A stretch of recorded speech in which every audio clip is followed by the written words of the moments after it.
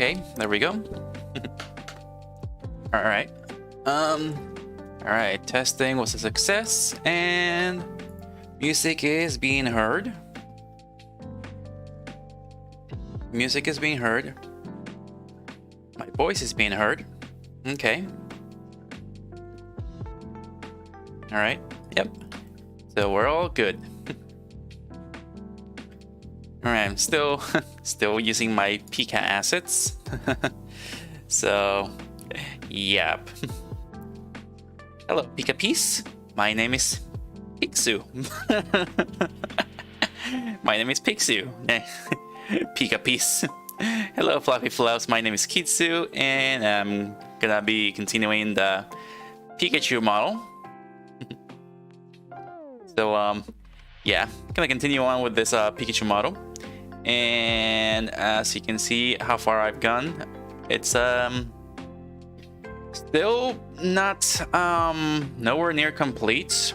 I'm sure I'm still gonna have to model the other side of the body by just like easily mirroring it. But I'm sure there's a lot more that goes into this than just doing basic modeling. So so far I'm actually impressed with myself a bit. I thought it was gonna look ugly, but oddly this does not look that ugly to me. I'm sure I'm gonna have to like add more cuts on the face when I'm working with the mouth. I'm sure I'm gonna be having a difficult time with the mouth, but I feel like the body will be a bit more easier to work with. Hello, Cakesy Bread. Hello. Nice to see you here. Alright, so yeah, I'm not done with the face. I just did the basics of the face at the moment. So I decided to focus on the body a bit more because I feel like modeling a body would be a bit much more simpler. It's actually funny. It's really hard to draw a body, but it's easy to model a body. Isn't that weird? And it's easy to draw a face, but it's difficult to model a body. So yeah, isn't it weird? Hello, Kitsu Smeargo. Ah man, I forgot the tail. Hold on, let me open up the program. Forgot about the tail. I forgot about that. If you guys are wondering what I use for the tail, it's a program called Spot Tablet. All you pretty much do is just draw. It's just draw an arm or however you like it, and then just import it into the program, and that's it. There we go. All right, the tail is back now.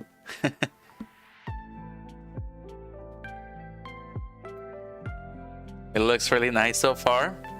Yeah, I know. I was actually pretty impressed. I think I was like yipping, or how do you say it? Eep. I was making like a screech or something. I do not know. I should probably TikTok that. I don't know. I was like making like a weird screech or something, or like an eep, or I don't know. I don't know. It's probably not a victory screech from SpongeBob, but that would be funny. We don't. There's no victory at this point yet. I still got a lot more work to do. I cannot victory screech at this moment.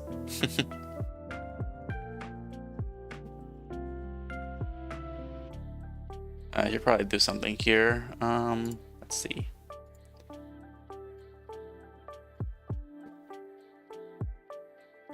Alright, there we go. It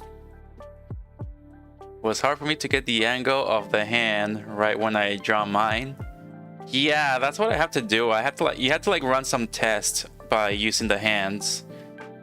So if you actually are editing the hand that you are given, you're gonna have to like do some testing. So just do some test runs, like put the program into OBS or Streamlabs, whatever you use for streaming, and just do some testing. And what I like to do is that you can barely see the mouse, unless I move it. So I mean, that's what the point is for the tail here, is to cover the mouse and make the tip of my tail to be pretty much the mouse.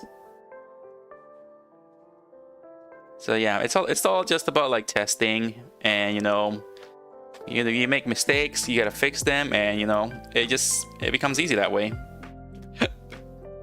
Hiccups already, dang it.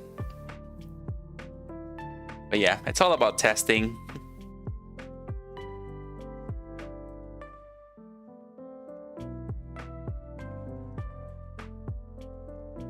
Okay, let's get back to Pika modeling.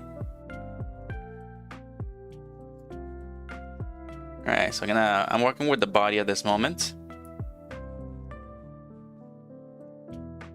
So I feel like I probably messed up on the feet. I think I'm not supposed to put the feet on that spot, so I'm gonna delete that. Weird. Alright. The edges did not disappear. So I suppose I needed to delete the vertices. Alright, now I'm just gonna bridge these. Bridge edge loops. And then I'm gonna click these right here.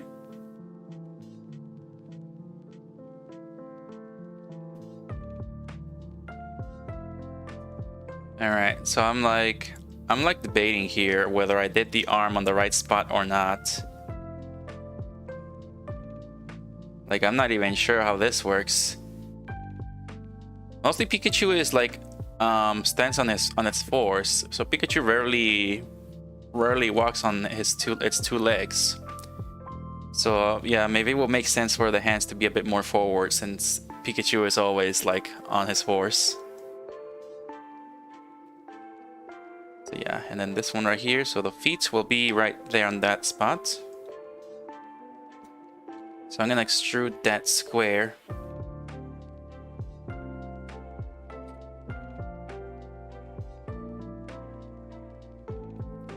And now comes the tough part. It's getting that feet shape. So I feel like maybe scaling it would be the best option here. Making it small. And then extruding it again. Why am I pressing 3? I need to press E. Press E to extrude it again. And scale it. Yeah, scale it back again, because I don't know, it's just odd that there's like a circle here. So that makes me think that there's a small skinny part in the feet, and then it just expands again. So it's basically the part where, you know, Pikachu bends its foot. Since Pikachu's feet are so little.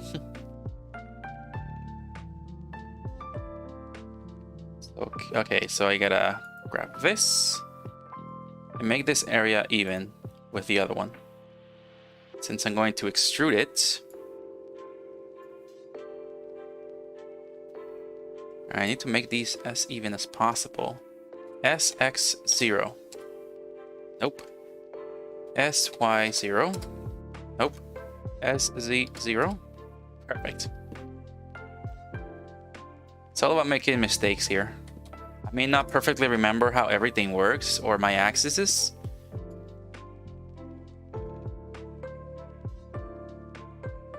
So all I can do is just remember what I press to do all this. Alright, so we're going to extrude this area. This Pikachu's feet stretch a bit back. Alright, just like that. Then we're gonna do the same thing for this one. Let's enable the magnets. There we go. Go back to the faces and extrude that face. That is not the right face. That face.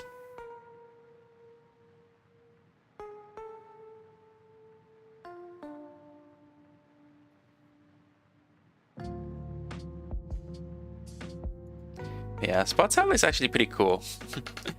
I wanted to use Spot Tablet for like almost the entire year when I heard about it, but then I actually was like focused on other stuff that I pretty much completely forgot about it.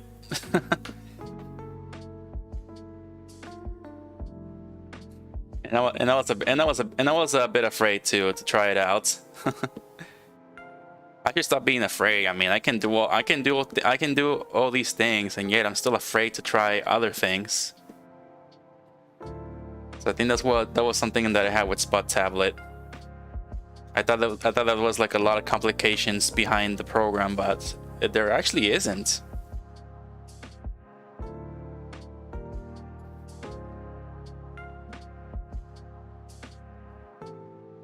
All right, I'm not too sure how long Pikachu's legs are. I'm not too sure how long the feet are. And how fat Pikachu should be. That's another thing I need to think about. Like right here, I feel like I probably need to pull his stomach a bit back. Like when it reaches the feet. I need to like put this back in here, because I don't know if Pikachu were to be on its fours, this will just be like sliding on the floor, and that will cause Pikachu pain. I do not want that.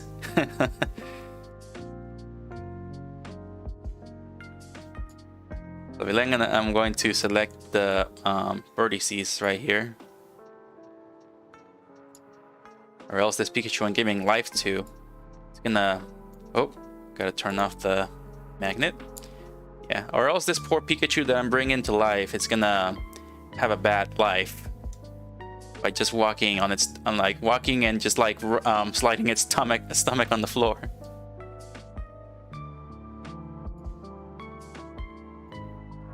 Remember the dancing Pikachu meme? I think that's the accurate Pikachu leg length. The dancing Pikachu meme. I did not keep up with memes, so I do not know what the dancing Pikachu meme is. Unless you're talking about that Smash Brothers mod, the Smash Brothers mod where Pikachu's skin is on Captain Falcon or Bayonetta, and it's doing the Bayonetta dance.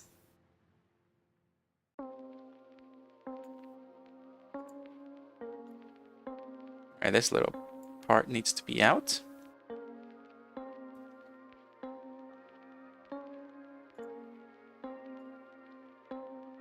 I'll send a GIF on Discord. Alright, please do. If it's a funny thing, you can. I think I do have a memes channel if you wanna like do that. But they have to be appropriate memes. I mean, I don't want swear words in there, since I'm attracting a lot of like people under 21. And I gotta make a good impression. Family friendliness.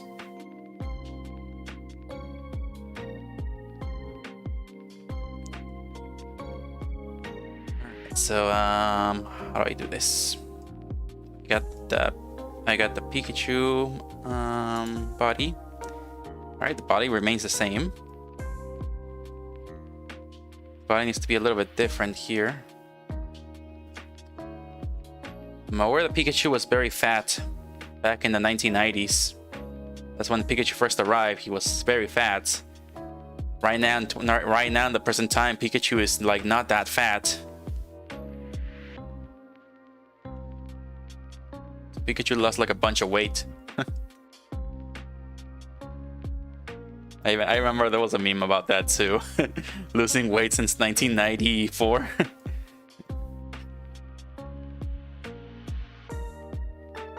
Yeah, I thought it was very cute back when I saw fat Pikachu in the 90s.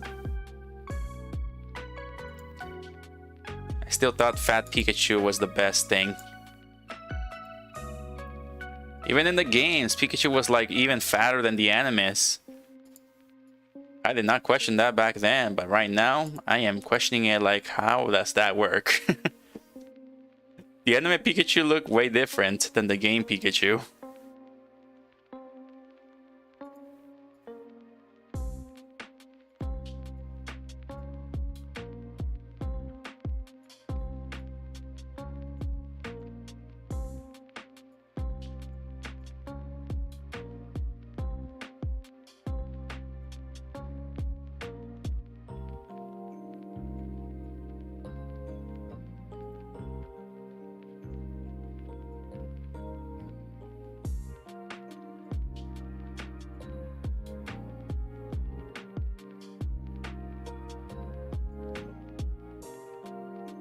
Hey, you posted the Pikachu dance.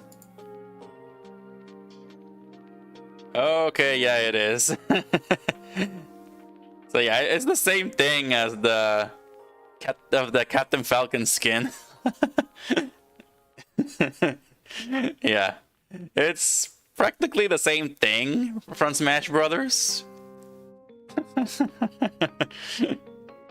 Yeah, it's always funny.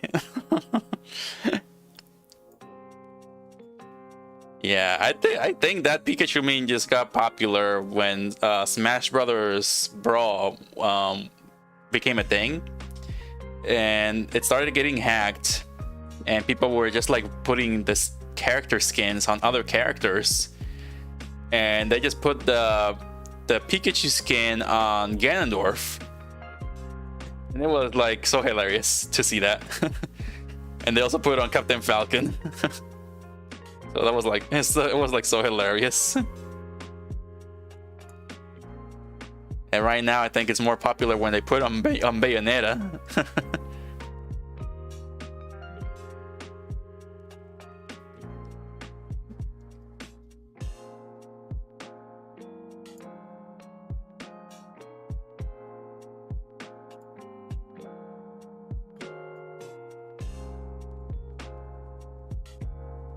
Alright, let's see. I'm trying to find out how to do this thing.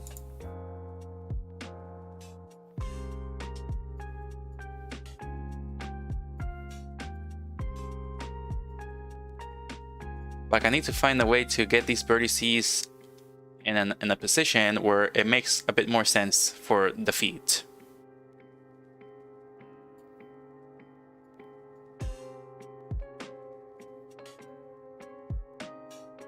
Is this X-ray mode? Okay, we are in X-ray mode. Is this a pigeon? The pigeon meme. The anime pigeon meme, I still remember. I don't even know where that anime is from. All I know is that it just became a meme. There's this guy with glasses and there's a butterfly and he's like, is this a pigeon?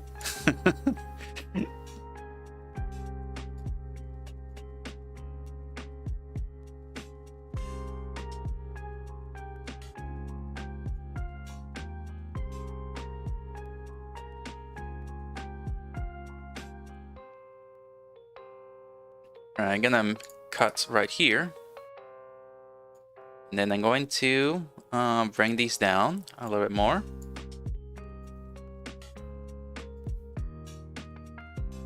Yep, bring them down. And bring this back a little bit. Let's see, I'm gonna try to even these up. Is it 0? There we go. Okay. Okay, in the next step, let's see, I need to, oh yeah, I need to increase, scale this down a bit. Bring it down. To turn on the magnet, so I can get to this one. That does not look good. I'm gonna use this instead. There we go. Turn the magnet off. Eep. Then bring it down. Bring it down a bit to here.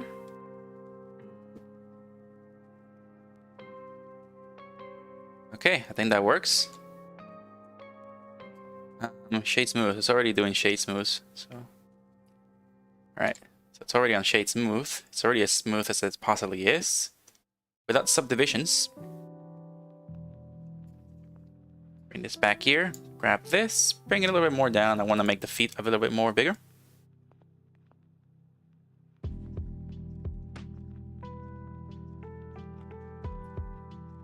And I'm aware that they actually add more vertices on folding parts of the body, which is gonna be the toughest part for me to do.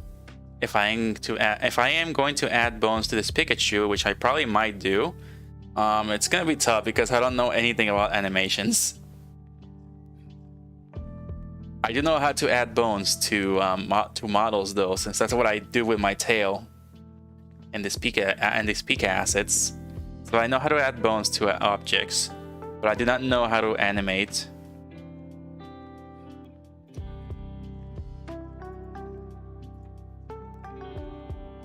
Okay, so I got the Pika body already. So let's get the birdie seas. What in the heck? Oh, these are not even.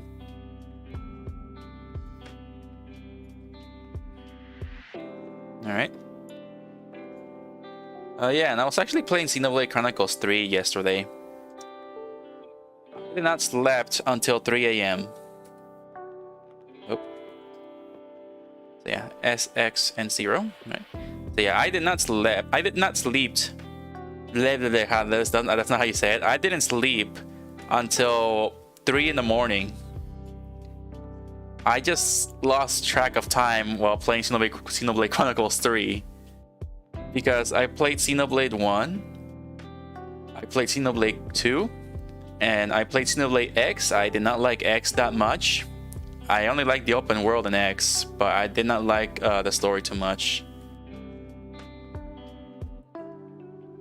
It was pretty cool though that you had that Xenoblade Chronicles X was the first Breath of the Wild like game before Breath of the Wild. So that was pretty cool back then. But the story was not that good as the previous game. Yeah. So then so yeah, I played 1, X, 2, and I really want to play 3 now because I really love the story of Xenoblade.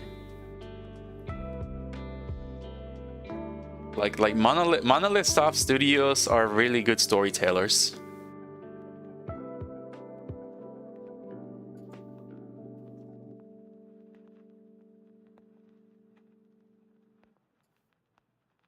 And the game may have started. Blah, blah, blah.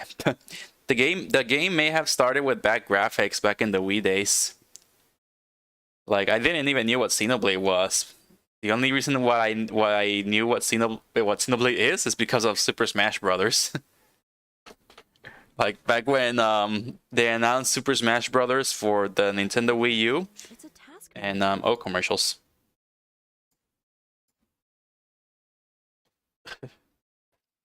Commercials playing.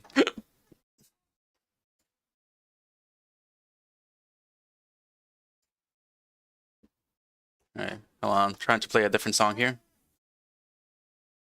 Alright, there we go. Playing another song.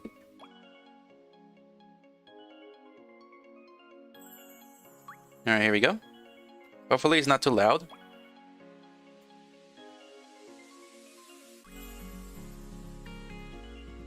Alright, there we go. It's all good now. Okay. What was I talking about again? Xenoblade? Oh yeah, so when they announced Super Smash Brothers for the Wii U and 3DS, I remember there was this rumor when they say like, oh, Shrek from DreamWorks is joining Super Smash Brothers. So there was this big rumor about Shrek. Shrek is joining Super Smash Brothers for Wii U and 3DS. That we're saying. It was just a rumor, and people were just like spreading it like crazy all over the internet. Like Shrek is joining Smash Brothers, and I'm like, really, like really? That's good. That's a lie. Like, why would you want to see a green ogre fighting Mario and Pikachu and Link? That would be like so hilarious, but I don't see that working.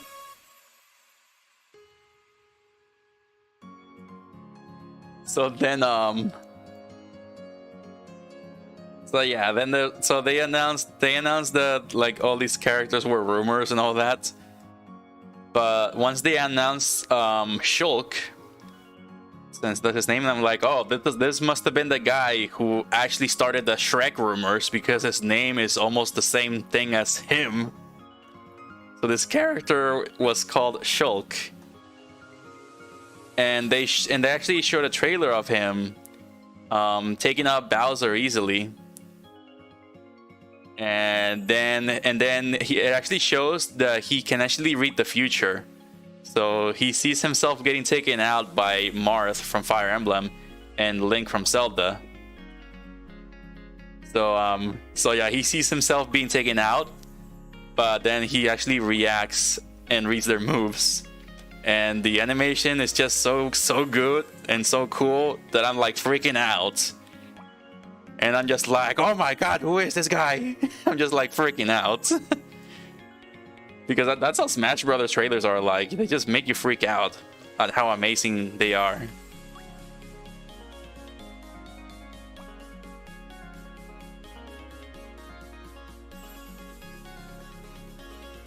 And because I saw Shulk, seeing how awesome he is in Smash Brothers, I was like, who is this guy from?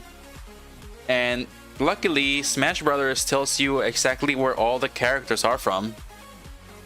So once you like play their once you play like a classic arcade mode or something, it's called. I can't remember what it is. Classic mode.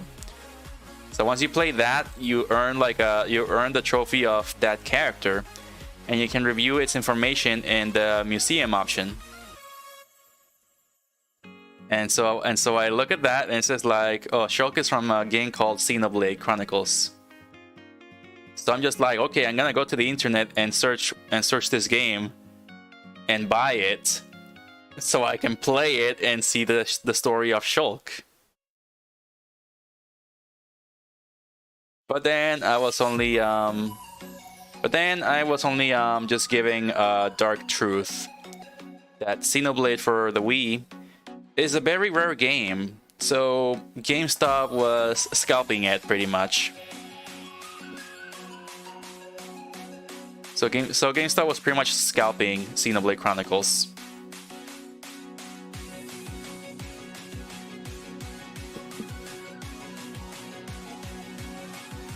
And I could not buy it because that game, instead of being like a $50 game, it was a $100 game, I think. So I decided not to buy it, and then I actually figured out how to hack my my Wii, how to hack my Nintendo Wii. I figured out how to hack it, and put torrents in there. So then I was like, do they have Xenoblade Chronicles in the torrent website? And they actually did have it, so I'm just like, me all excited. Okay, I'm gonna grab it. So I downloaded the game as a torrent, and I imported it into a flash drive, which I then connected to the Wii, and put like the homebrew channel on the Wii. And then I started playing Xenoblade. Pretty much a pirate version of Xenoblade, because, you know, the real game is like rare and nowhere to be found pretty much, except for GameStop scalping it.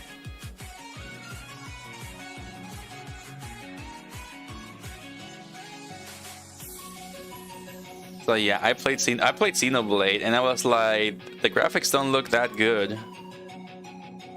But as soon as I played the first chapter, I'm like already mesmerized into the story. Like, oh my gosh, this has like a pretty good start. So it starts pretty good, and then it gets a little bit dark, and I think that's what makes it kind of good too, because you don't expect it. And then once you actually go past chapter 1, you see how huge the world is. Like, the world is not huge, but it looks huge, and it looks so pretty, and the storytelling is really amazing. Like, every time I played that game, I was like, I want to know more. I'm just like, I want to know more. I want to know what happens next. I want to know the secrets of this giant being that these people live on.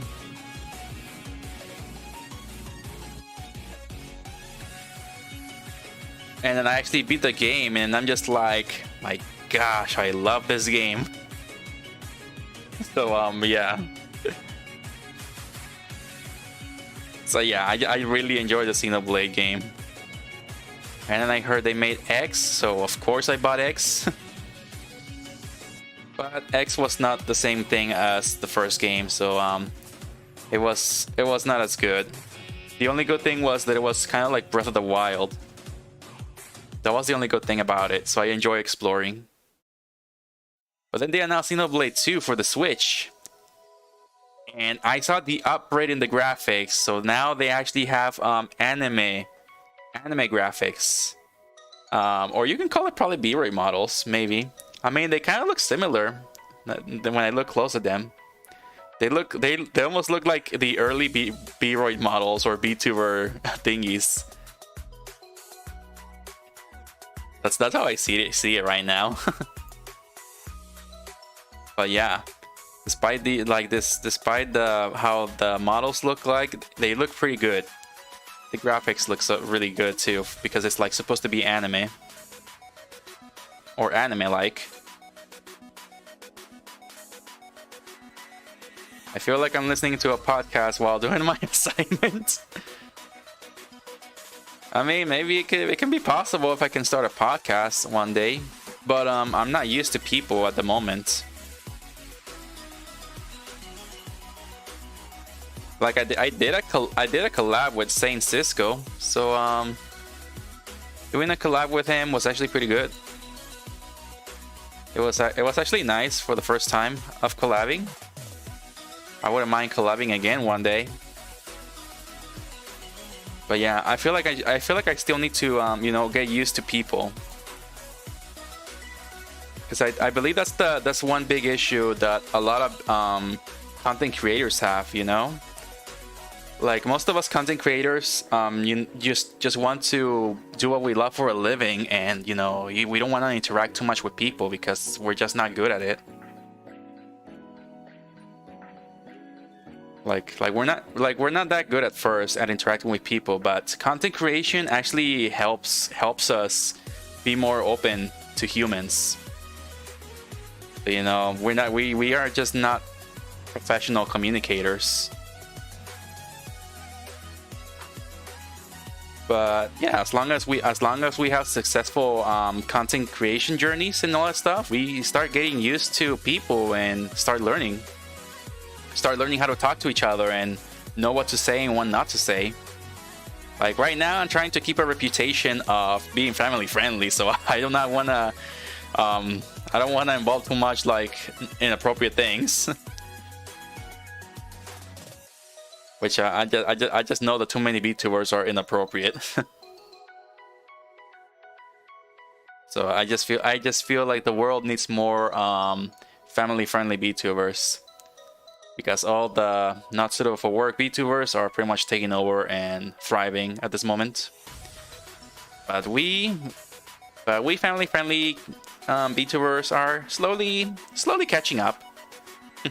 There's like a few of us going up the ladders, reaching to the heights of those who are like not family friendly. I'm just animating while listening. Well, I'm so glad you're here to listen. Alright, I'm trying to figure out how this goes. I've been stuck in talking that I was not working on this. I should probably make another one.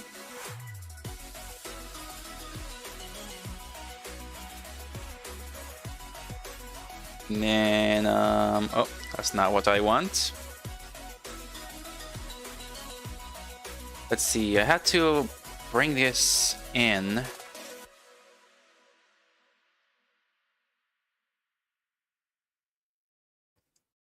How does this work? Oh, wait.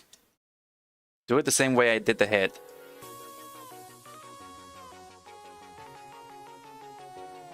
Alright, I'm gonna do this the same way I did the head.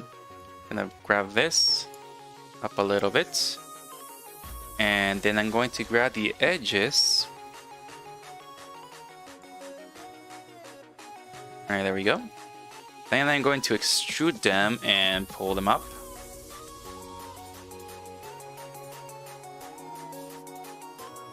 There we go. And then press SX0. I should go to vertices. SX0. SZ0. There we go. Sometimes it's hard to stay completely family friendly for me because some people in my chat can let things slip, and I'm like, no, but then just try to ignore it. Well, I'm not sure if you've been here when there was this creepy guy with multiple accounts invading my streams.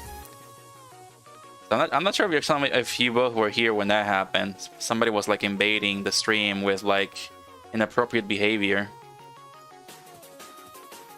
So there's like this, you can actually add bots to your streams. So I'm gonna let you on a little secret here.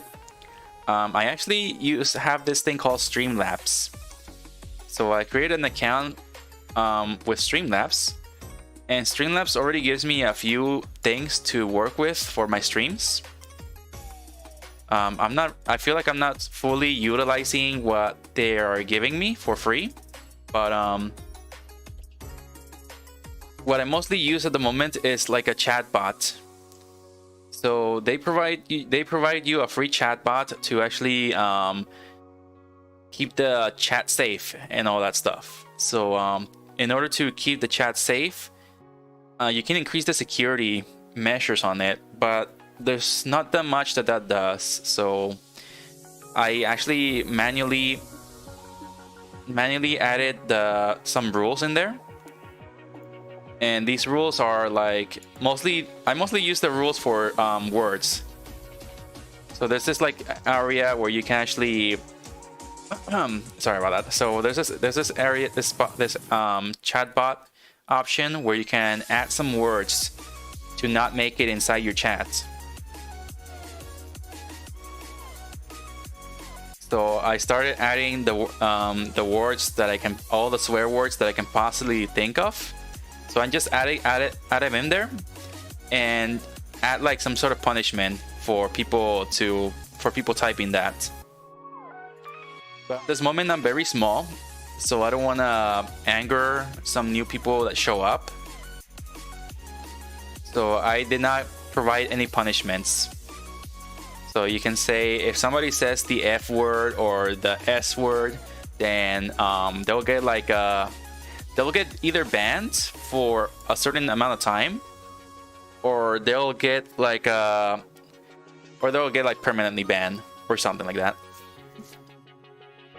But I feel like only giant streamers will actually ban their viewers because, you know, like they're like, man, it's just one viewer. I got a million of viewers, so I mean, I can kick one out. It won't make that much difference.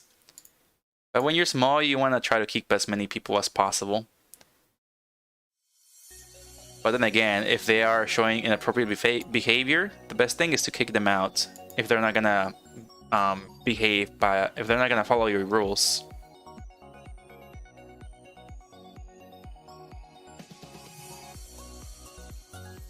Good idea, and I'm pretty sure on YouTube you can block some words. I'm not sure if YouTube has its own chat bot, but yeah, in Streamlabs I actually added both my Twitch and YouTube accounts. So I had to manually put the settings for both accounts, which is a little bit of time. It takes a little bit of time, but it's worth it.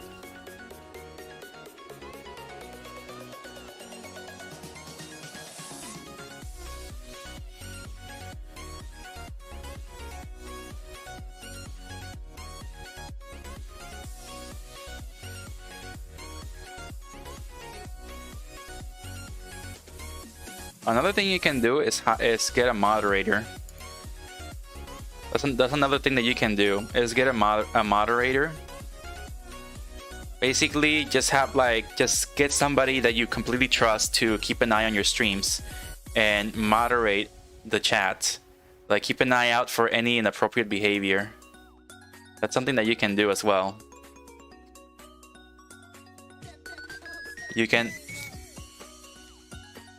either sometimes people get paid to be moderators as well, like for big streamers, like for huge giant streamers, they actually do get paid to be moderators. They hire moderators. But when you're small, you want to have somebody that you completely trust, like a friend or something, or just somebody that does like the same content as you and is willing to help you out, and, you know, let's grow together and stuff like that.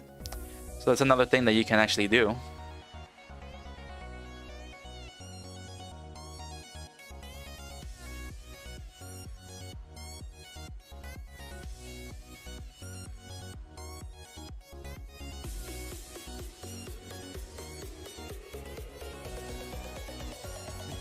But yeah, for now, when you're very small, I would suggest just try to get a chat bot or something like that. Like, just do it as free as possible, as VTuber always told me.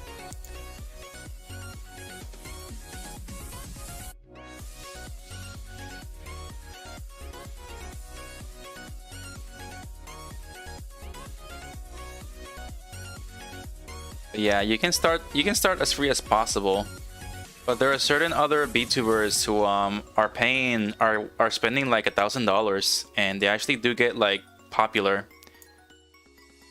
But with all seriousness, it's you don't really have to spend money to get popular on YouTube. There have been some people who spent no money at all and are actually popular.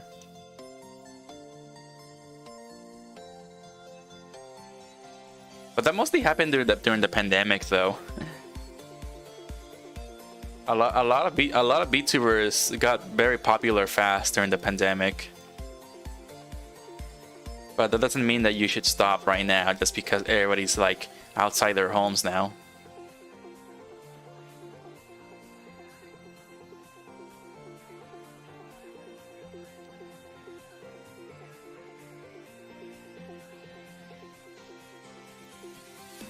Like for some people, I bet the pandemic was pretty much like the best thing because they started like trending and stuff, I guess.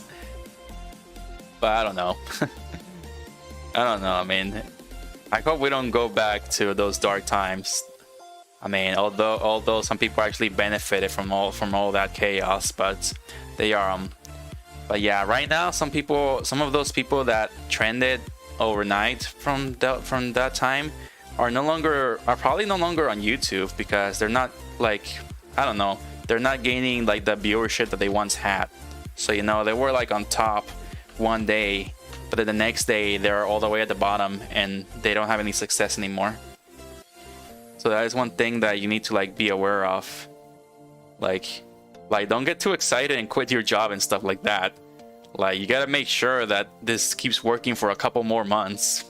And you know, if you believe you got the hang of it and know what to do, then yeah, you can quit your job if you start making like $4,000 a month.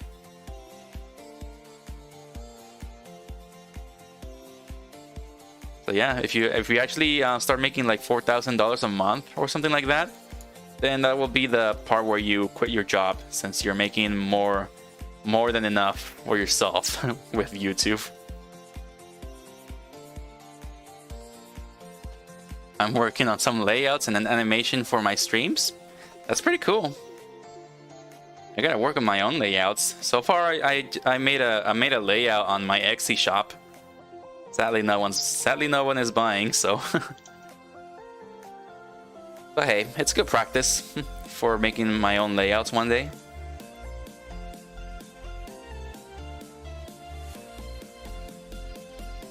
But yeah, it's good that you're actually making your own layouts. There are some people that actually pay for layouts. So you can actually try that out one day too, making layouts and put them on sale.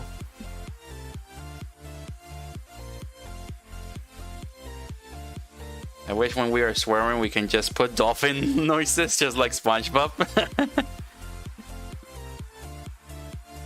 Crabs is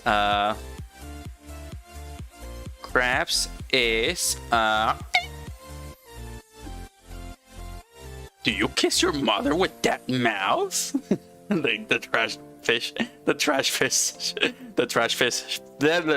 fish says to him.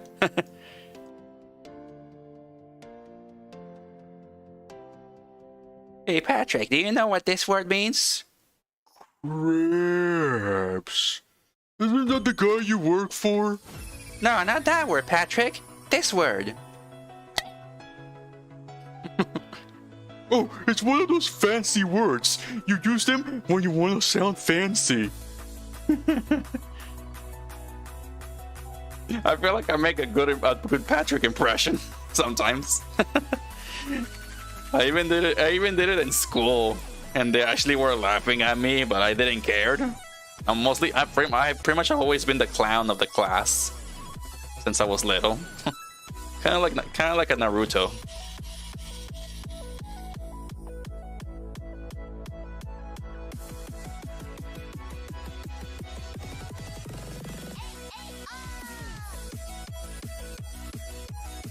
You're so right. If only. Maybe we can with bots and commands. I mean, it could work if somebody makes something. If somebody makes like a program that puts like a dolphin icon every time you do a swear word. Hello, Patrick. Lovely day we're having, huh? Well, yes, it is, SpongeBob. This day is actually pretty good.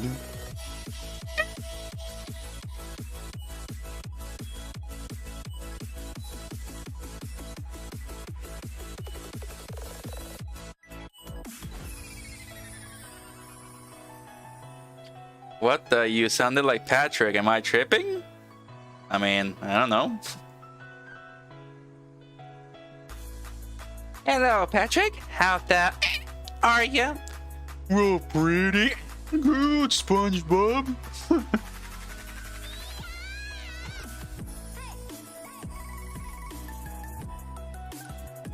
mean, I also been told I can do the voice of Kronk from The Emperor's New Groove.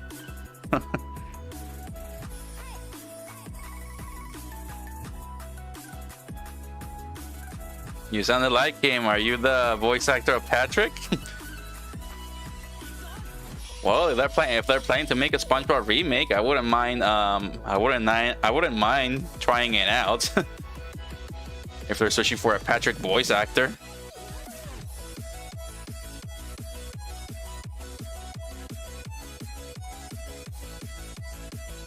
No.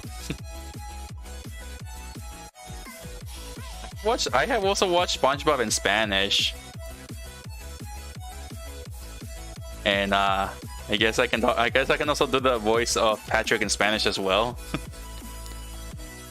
Hola, soy Patricio Estrella. Hola, Bob Esponja. ¿Quieres salir a cazar medusas? Somehow he sounds like that in Spanish, I think. ¿Es la mayonesa un instrumento? No, Patricio, la mayonesa no es un instrumento. ¿Es mayonnaise an instrument? No, Patrick, mayonnaise is not an instrument. Horseradish is not an instrument either. Oh man, I laugh at myself every time I try to voice act. I just feel like I sound horrible. I feel like embarrassed. Can you do a tutorial for that voice? Maybe one day, I do not know. Just put like my VTuber next to the SpongeBob show and then just try to voice act. You do sound like Patrick. I censor myself with random stuff like what the quack, or I will yell fried Twinkies. What?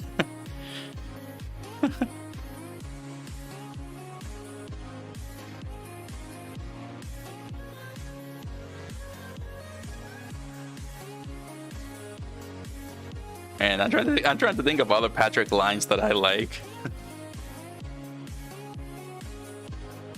I think it was like the pinky up or something, or when SpongeBob meets Sandy. Use your pinky, SpongeBob. Pinky up. The higher your pinky, the fancier you'll get.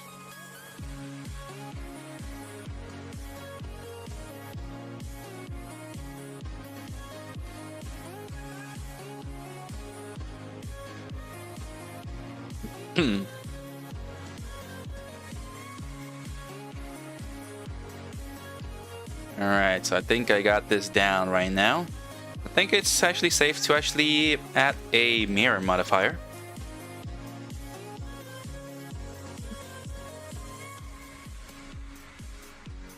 Let's add the mirror modifier.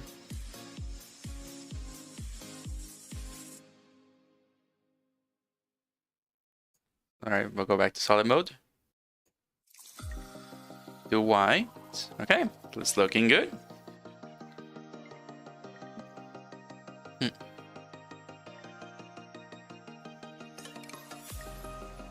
Okay, and put the clipping on. All right, and next we're gonna go to X-ray. Go to X mode.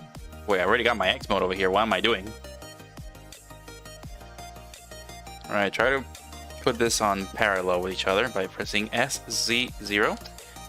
Not that one. SY0. Perfect.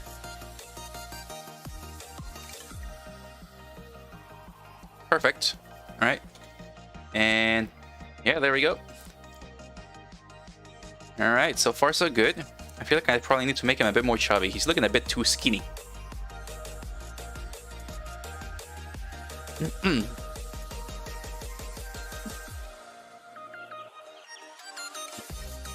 There's the I don't need it.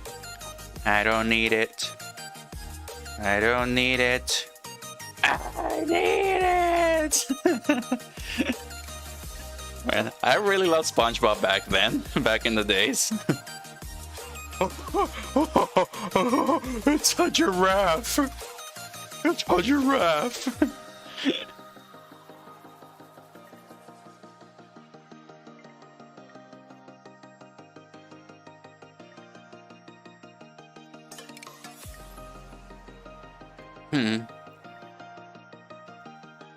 Alright, let me get that.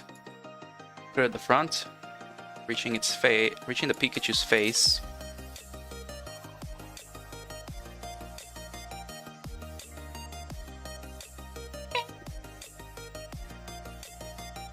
Where is the X-ray? Choosing the wrong one. Oh no, choosing the right one.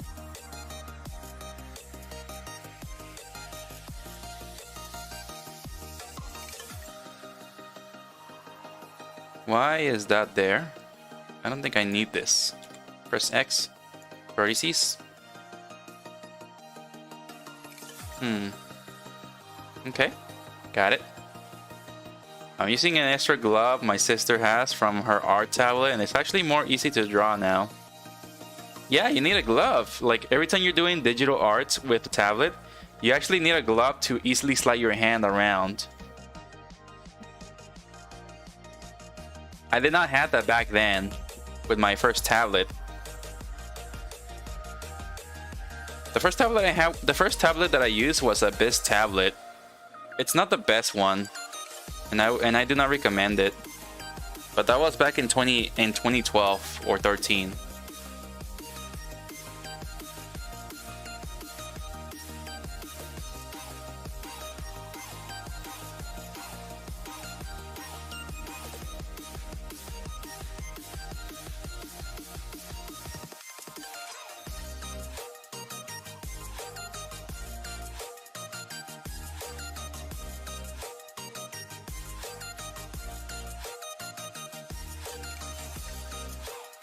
I just need to bring its the stomach out a little bit.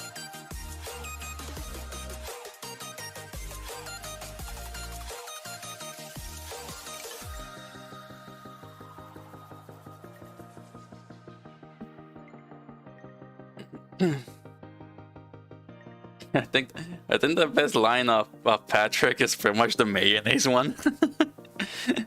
I think that's my favorite one. Where Squidward needs to get a band, and then he's like, how many of you have played instruments before? Is mayonnaise an instrument? No, Patrick, mayonnaise is not an instrument. Horseradish is not an instrument either.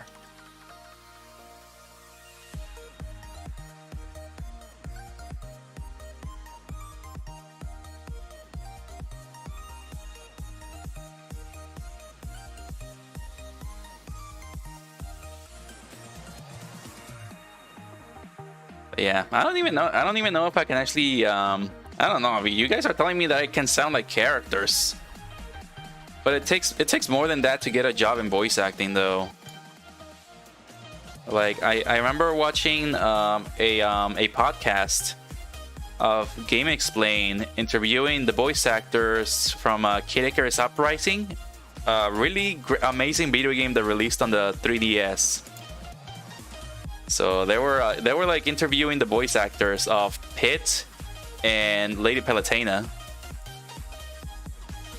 and they said that the voice actress of Lady Palutena, I cannot remember their names. Man, I cannot remember the names of the voice actors, but the voice actress of Lady Palutena, she said that was her first voice acting job, and she was like struggling to be a voice actress. And I think she said that she got lucky to be hired immediately for that role on a video game. So I think that's what happened. Like she got really lucky that they actually hire her, considering that she has no experience and not that much. She even submitted like a, what's it called? I think it's like a, I don't know what it's called. It's called like a something roll or something. Like you gotta have like clips of your voice, so you can show it to the employer. So you need to have like a I can't remember what it's called. It's like a roll, or it's called something roll, but it's basically just a video showing your skills. So it's basically a video showing your skills, and you gotta send it to the employer, and the employer will actually look at it and start like, you know, thinking like, okay, so is this person good? Is this person gonna be good to voice act one of my characters? Is this person gonna be good to keep that voice for like 8 hours straight?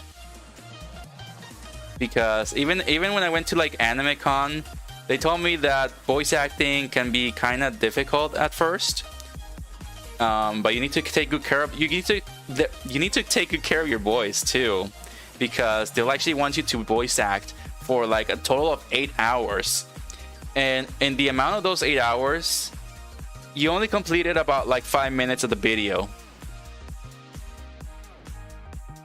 Like you probably just like completed only about like 5 minutes of the video. Or if it's a video game, you only completed like only like less than half of a chapter in the game.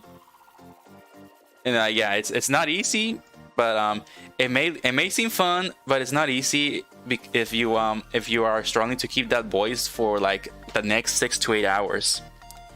You get paid decently well, but you get paid well, but once you're done, you're pretty much done. So you're jobless after you're done with like that job. You're like jobless. So you gotta search for like another place where you can actually get money for your voice.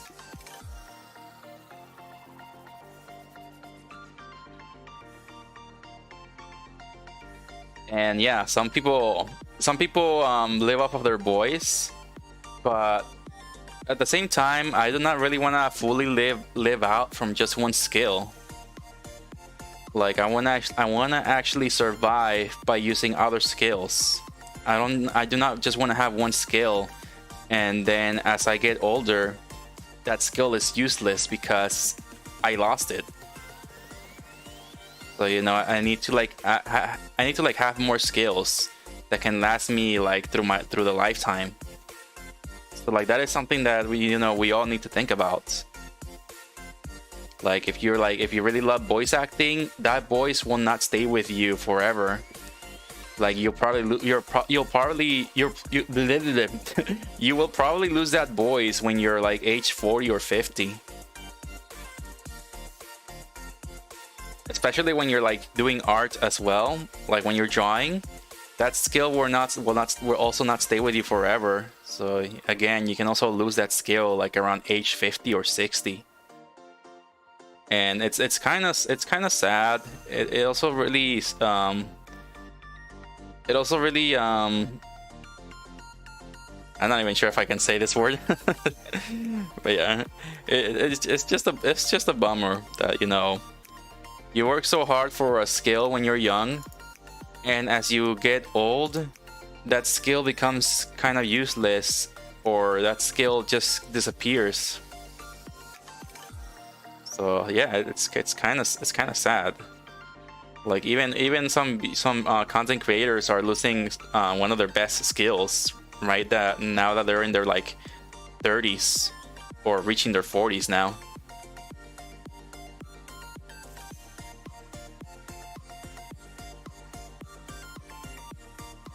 But yeah, I mean, pretty much this lesson I just heard this lesson from a video game called Fire Emblem Three Houses, where this songstress Manuela talks with Edelgard, and that's pretty much what she says. She's like a beloved songstress that sings in an opera company, and she just she says that she decided to become a teacher so she can learn other skills and not rely just on her voice to make a living.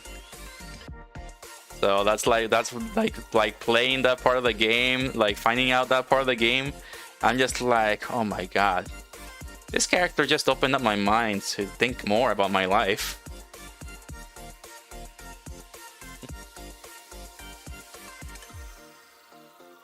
Look at the hand here. Can you also do Ash voice? I think the way you do the Ash voice is by covering your mouth. At least that's what I heard from a lot of voice actors. They were actually girls voice acting Ash, if you didn't know. So yeah, Ash Ketchum was pretty much voice acted by women.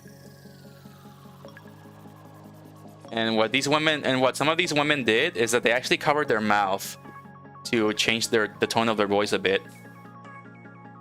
But I don't know. Ash Ketchum went through a lot of voice changes over the seasons, over all the regions. So I cannot really remember what voice he has. Let me see. Let me think about it. I'm thinking about the voice.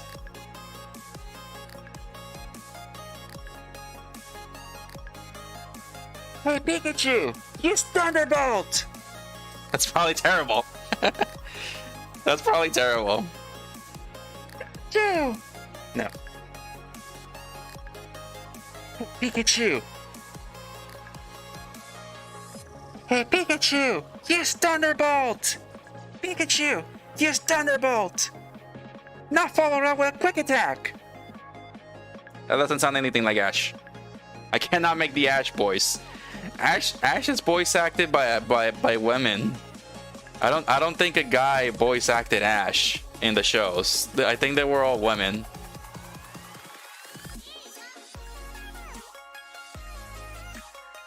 So yeah, I think Ash Ketchum was mostly voice acted by females.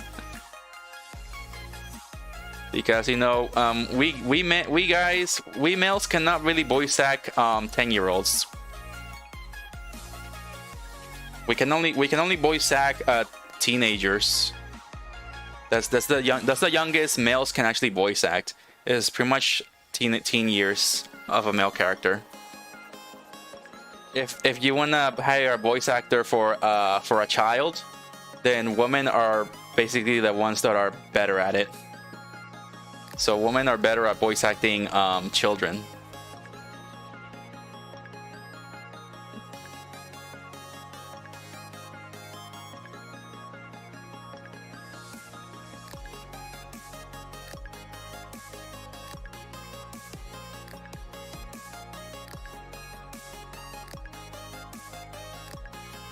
I'm gonna use a scale tool.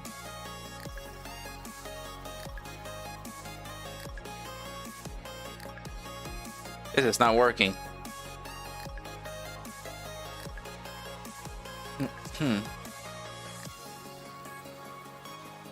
This is not working. This is strange.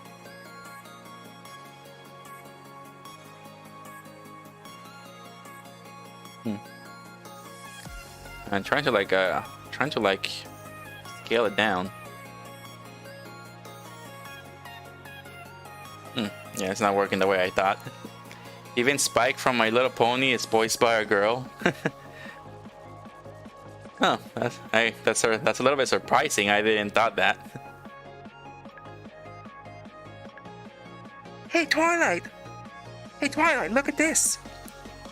It's another letter from Princess Celestia! I'm like covering my voice when I'm trying to ask.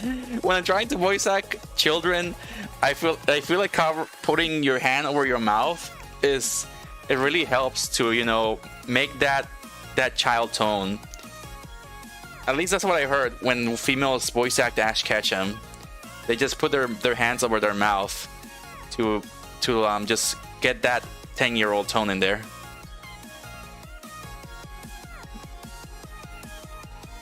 Okay, I'm gonna unselect these.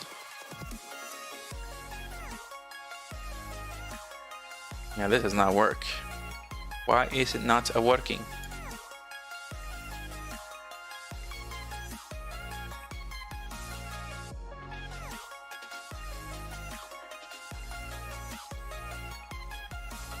Okay, yeah, this is not working. Let me see here. Global, normal. Go to normal. Alright. Medium points. What does this do? Oh ho ho ho ho ho! Oh ho ho! There we go. Oh ho ho! Okay. Sorry guys. Sorry, I got a little excited there. I got a little excited there that actually this is working now. Oh ho. Okay. Oh, there we go. No, that's a Patrick laugh. Hey, Doc, I have the socks too. Oh, yes, Dr. Patrick. We have a special treatment for you. And the hand just grabs him and he's laughing. Alright, I need to get this Pikachu hand. Which I have no idea how to do this Pikachu hand. How am I gonna deal with this Pikachu hand? I feel like I need to actually cut this part. Right here. I feel like I need to cut this part.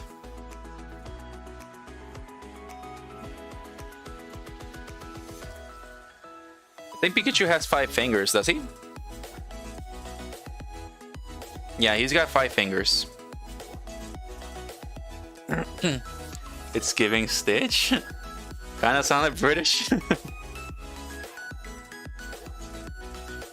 Kinda sounded British. And I thought when I first heard the voice of Shulk, I thought it was British too. But people are saying that it's mostly Australian accents. But these people are British, and they're actually nailing the Australian accent. I mean, it sounds kind of similar, except that British people are more fancy, while Australians are more like "Oi."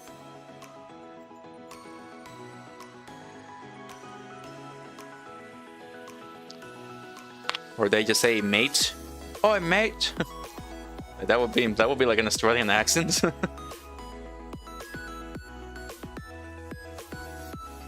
But yeah, when I first saw Shulk in Smash Bros, I thought he was British. Everybody thought he was British. But then later on, we started to like to notice like, oh, that's how Australians talk like.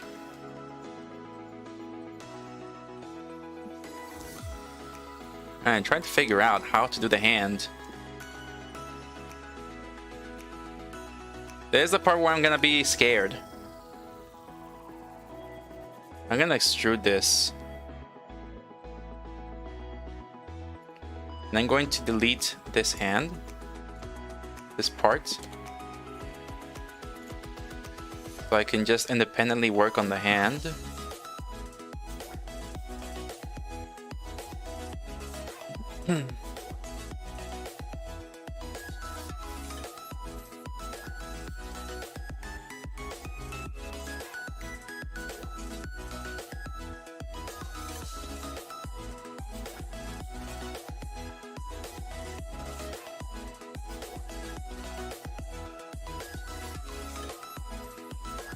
Alright, this is gonna be a tough part.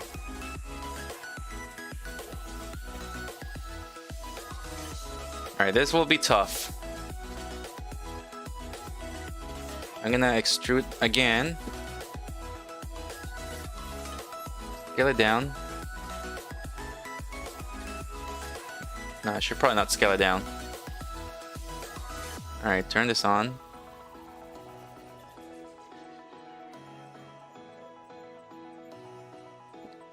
I should probably scale it.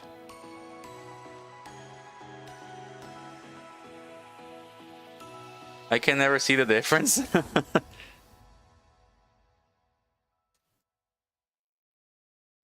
Probably do the voice of Jace from Dragon Ball. Jace from the Ginyu Force, the red guy. Oh, mate, get ready for my Crusher Ball! Captain, we got location of the Saiyan, mate. I don't even know if that's the right voice of Jace from the Ginyu Force of Dragon Ball Z. Crusher Ball.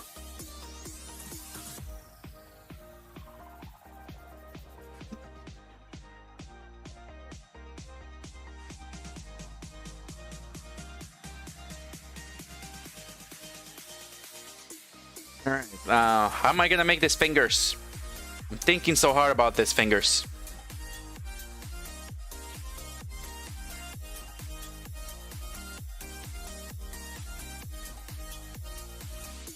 How am I gonna work on the fingers here? He's got 5 fingers, so let's just roll with it. Put one finger here. Put one finger here. Put another finger here. So we got one finger. Well, go back here. Get this together here. Get them together. One finger, no finger. One finger, no finger. One finger, no finger. One finger. 1, 2, 3, 4. All right, 4 fingers. There we go. I'm having the struggle with animation. Yeah, animation can be difficult. I only tried animation once. Was not the best.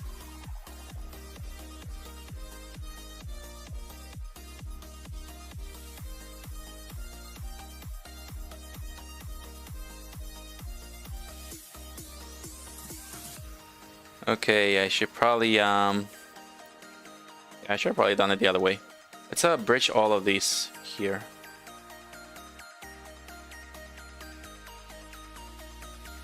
Got too many edge loops. Gonna have to deselect these edge loops. Alright, and then bridge these edge loops. There we go. And cut. Very easy. Merge.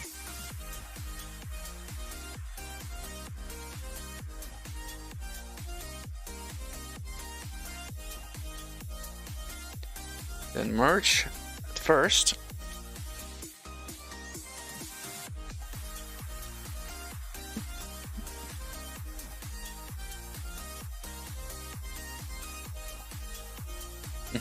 So far I know that a lot of like YouTubers are voice actors these days.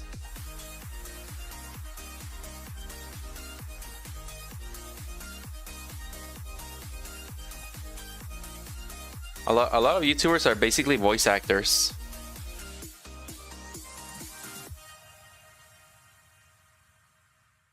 Like even some famous virtual YouTubers are also like voice actors for video games.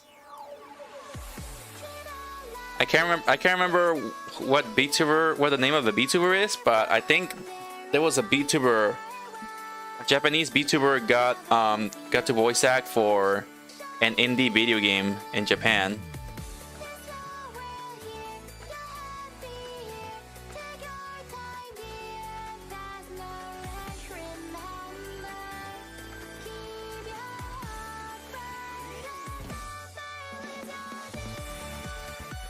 But yeah, a lot of VTubers are basically becoming voice actors nowadays. Well, not VTubers, YouTubers.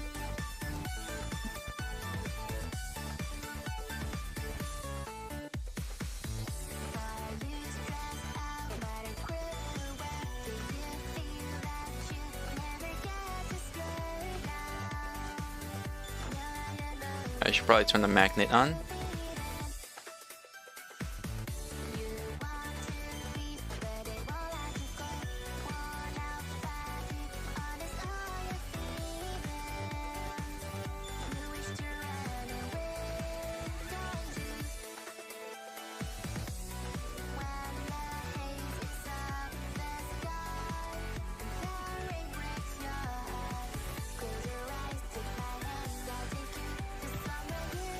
Alright, there we go.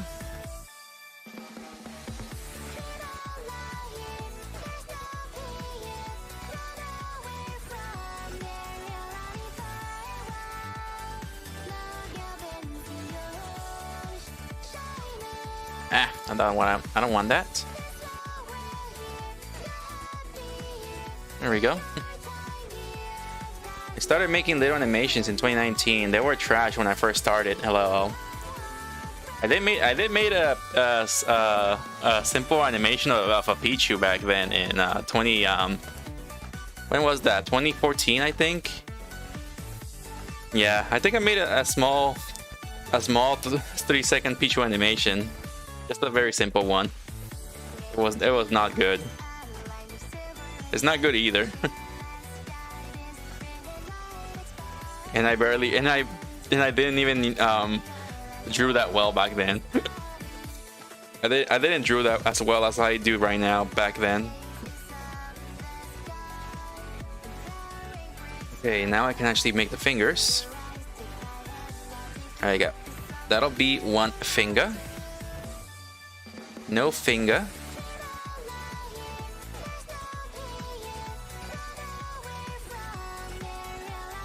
One finger. No finger. Turn the magnet off. Alright, so you got 1, 2, 3, 4.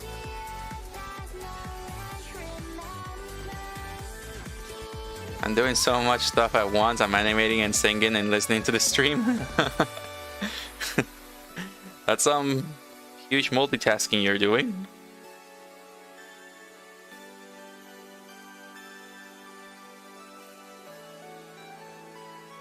Looks like some tough multitasking.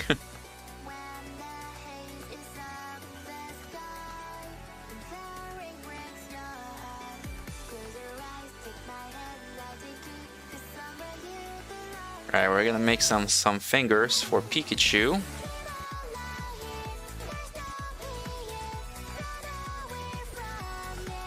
And make another finger for Pikachu. One's gonna be a little bit more longer. Another Pika finger.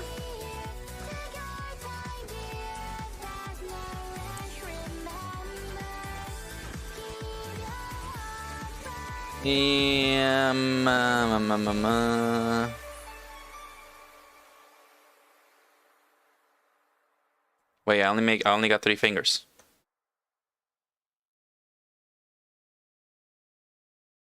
Guess I'll make another finger.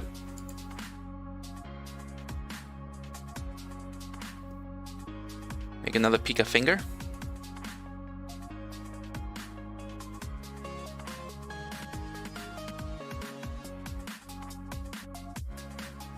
Okay, there we go. Select these. And make a Pika finger.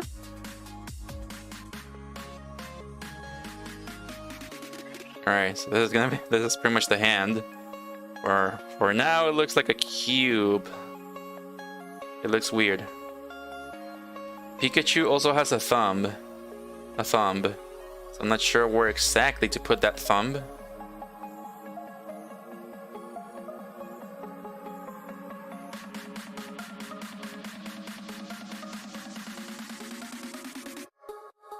I'm gonna grab this. Both of these here.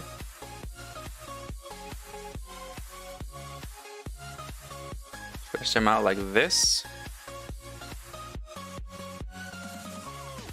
Alright, next step.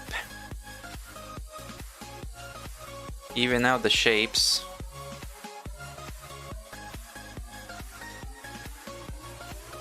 Yeah, even out the vertices.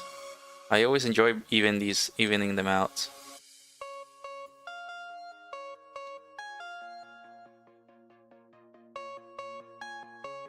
Alright, so I need to even them out first.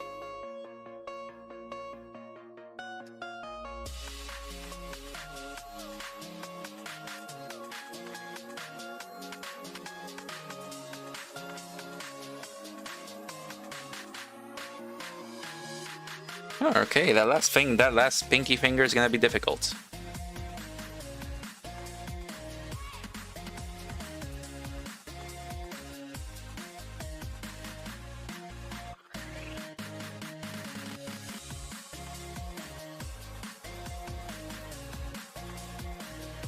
Okay, nailed it.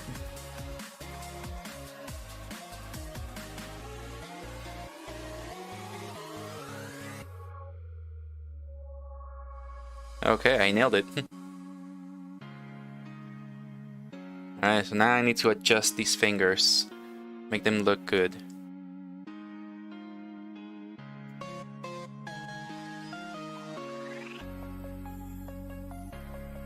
I need to fatten this finger a little bit more. Fatten this finger to this side a bit. Should not fatten them too much.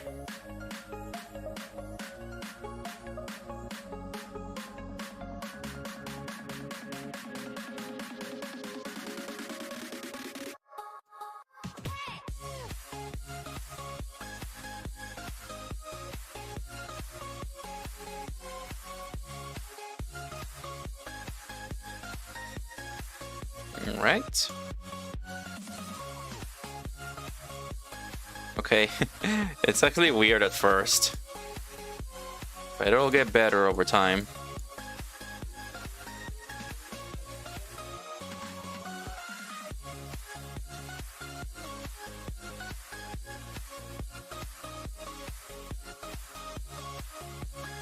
All right, and yeah, I pulled that out. That's how it needs to be.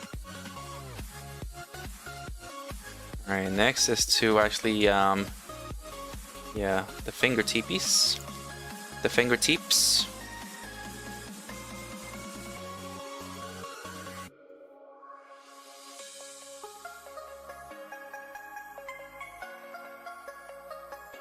Oh yeah, it's not gonna look good that way. I should just leave it as is.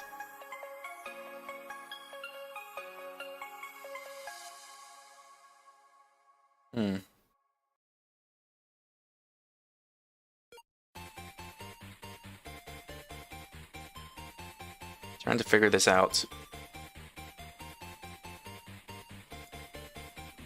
Maybe just do it for this one.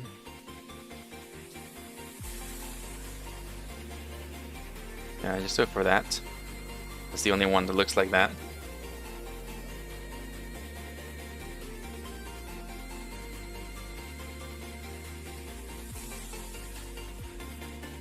Alright, so we got the Pika fingers. It looks really weird! All that's left now is to just make these cuts. So I'm gonna make these cuts. Wait, maybe I shouldn't make the cuts. Yeah. Okay. I see now. I should not be making too many cuts here. I need to actually just make like a cut right here and make them all connect to one vertice. I gave up on drawing and thinking my brain was going to explode, but at least I got a funny recording of it. I mean, as long as you're having fun and making progress, that's what matters. I mean, everybody, it's very competitive to, you know, if you want to draw for a living, sing for a living, do all these things, it's extremely competitive because that's something that every single person wants.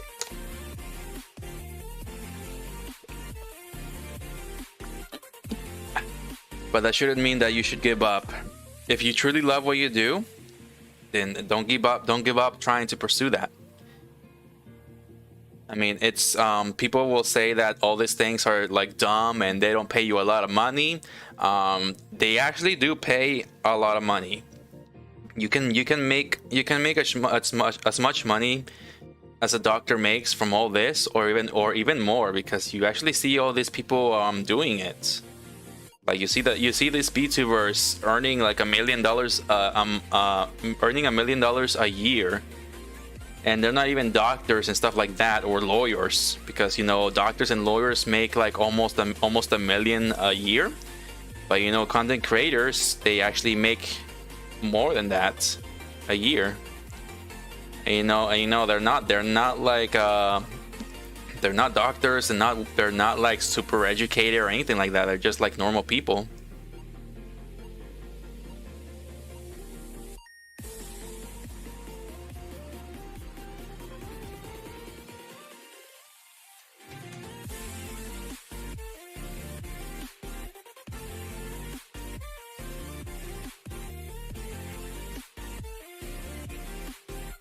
Alright, I feel like this might be attached to it.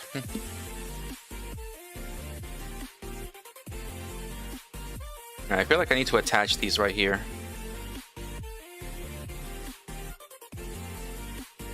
Alright, let's attach this and this.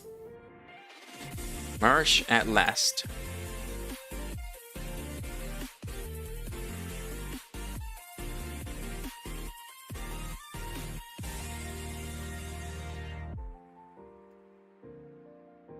And separate them like that. Make this one a little bit closer.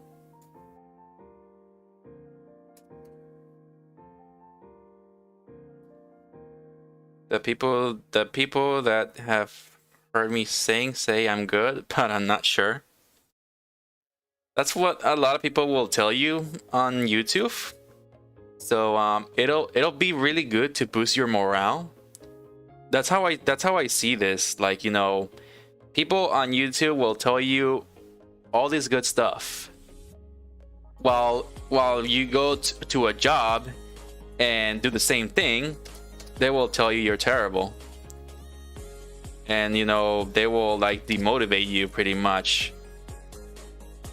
And, you know, YouTube, I see YouTube as a way to get motivation for what you love doing, because people say good things about you, while a job, a business will pretty much say bad things about you and demoralize you to not pursue your career, your dream career.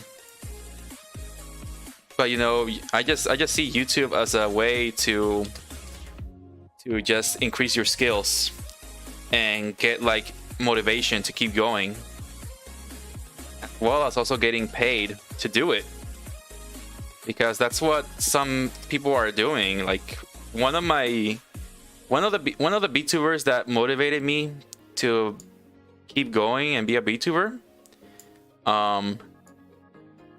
she what was I gonna say? I think she was pursuing an education. Yeah, I think she was like going to university and was about to waste like was pretty much about to waste $1 million, no, $100,000 on education to become an artist. But then during the pandemic, she actually gained popularity pretty quickly. Like in just like a few days, she got like 1,000 subscribers. And then she saw that she kept on growing for the next couple of months. Like in just 6 months, I think she got like 15,000 subscribers. So she actually quit university because she actually saw that she can actually make a lot of money with YouTube.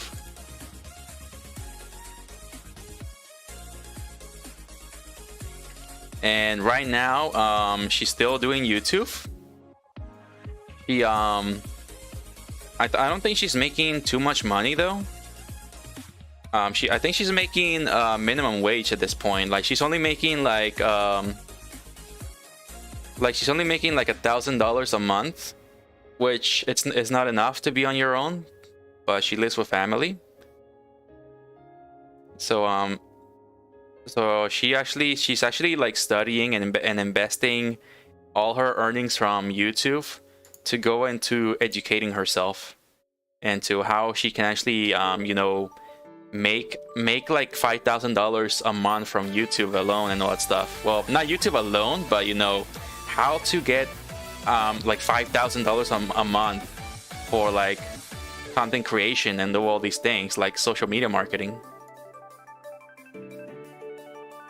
Like there's a lot that goes into all of this. There's just like a lot that goes into like being a content creator for a living. You have to like do a lot of things in order to get like $5,000 a month, which is practically the goal of every content creator when they start.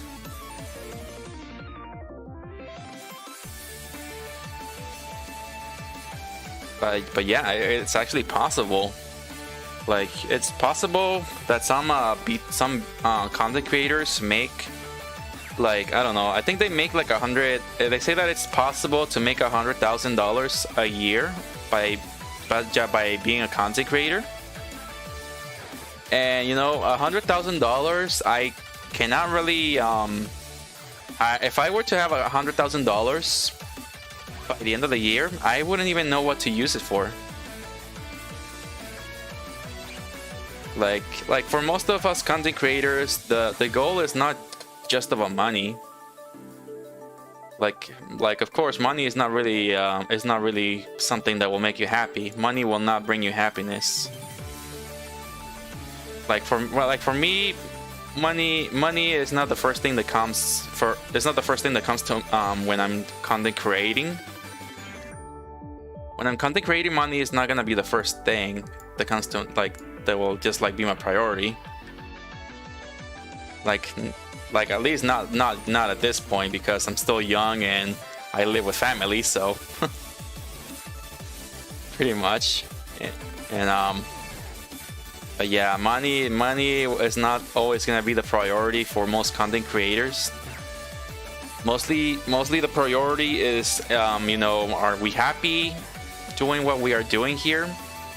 Because we believe that this is our happiness. Like, you know, we cannot really get a job in the industry that we like, or we cannot get a job in what we study.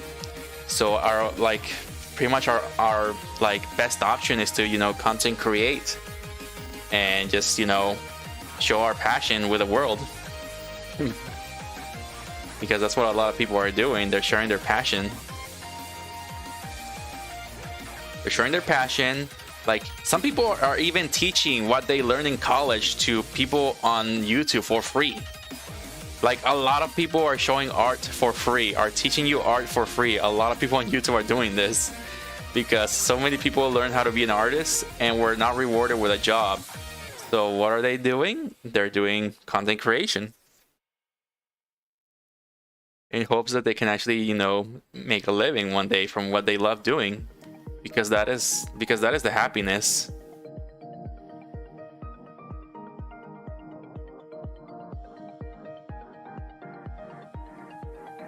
Alright, I think the Pikachu hand is complete.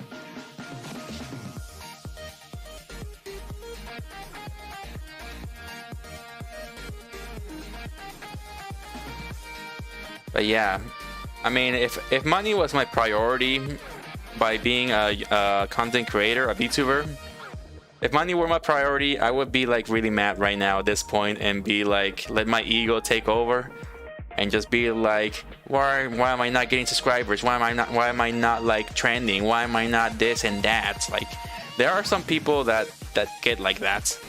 They let their ego take them over. And what happens when they let their ego take over? They lose all the followers that they have gotten as far. They start losing them because they just become jerks by that point. So you pretty much see that a lot. Like, a lot of people are just going like, why am I not trending? Like, oh, why are you getting more subscribers or more views than me when my video was actually exactly the same thing you did? Like, there are people that get like that. Some people actually get that like that. Like, I have seen a bit of that, and I've seen some people actually post that on Twitter, or talk about it on their streams. Like that's what happens. And you know, we all pretty much, I guess we all have like an ego inside us that, you know, we actually know that we are good artists. We know that we can like do this and that. But in the end, we ourselves are like our worst enemy. We are being too hard on ourselves and telling ourselves that we cannot do this and that. So pretty much we ourselves are stopping us, and our ego will just get out if we keep doing this. So, you know, you just have to like enjoy the journey and do the best you can and make progress, because all of this does not happen overnight. It's, for some people, it takes years.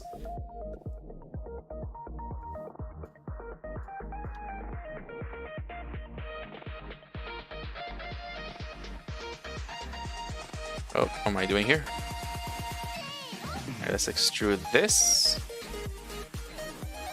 Nice, listen to your life advice. Finally done with my assignments. And yeah, I don't know what I just said there, but it just, I mean, it's just like another version of me that I'm discovering when I do this. I mean, it's kind of like self-discovering, like self-discovering yourself. I think that's what all of this is. Like every time people content create, it's always a journey about learning about yourself, because I feel like a lot of people do not really know themselves in these days.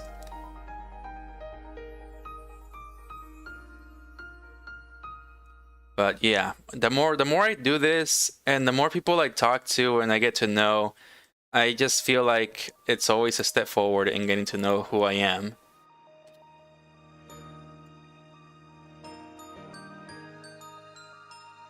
But yeah, I understand that it's not gonna be easy. Even when you reach those 1,000 subscribers, there's still a lot more that you have to do. Because I do know there's a VTuber out there who actually has 30,000 subscribers, and yet she's still at her full-time job because she's saying that she's not making that much money from YouTube.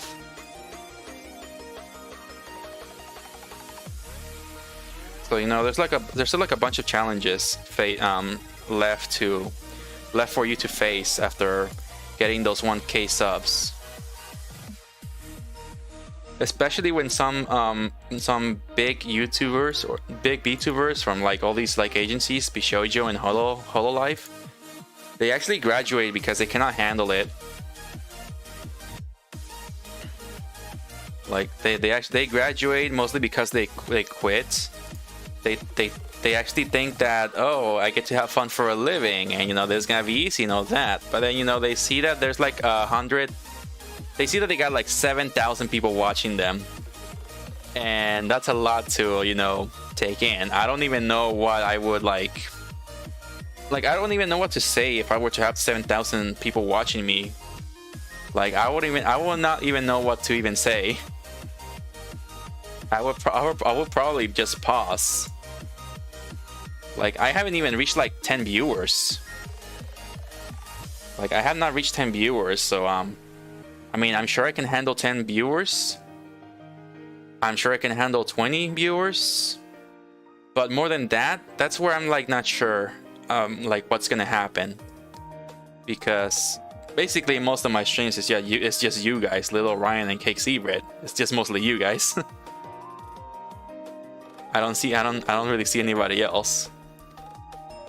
And I'm also used to seeing S Comic Maker in my streams nowadays. She popped up like twice. Like I think she popped up like twice in my streams right now, or 3 times. So I'm kind of like not freaking out anymore because I don't see her. Because I kind of see her as a celebrity, even though she's not, and she's not making that much money from 90,000 subscribers. She's not making that much money. But just because I see that number on her channel, I just see her as a famous person, like a celebrity. But in reality, she's not, and that's something that it's gonna be kind of difficult to understand. Just because you don't have that amount of subscribers that this person has.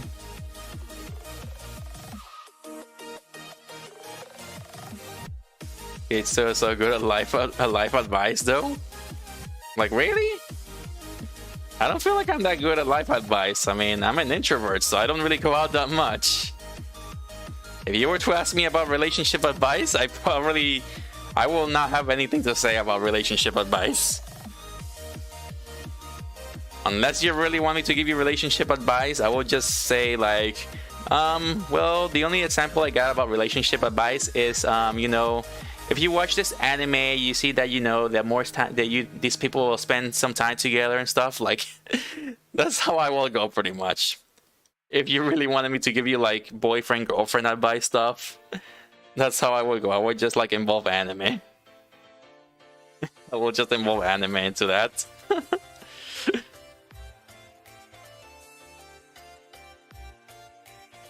because I never really had a relationship with anybody, so I am not the best to give like relationship advice.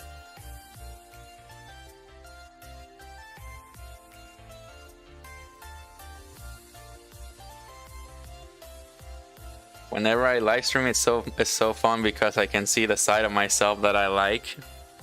Yeah, that's actually what it is. You just feel like you like yourself even more when you stream.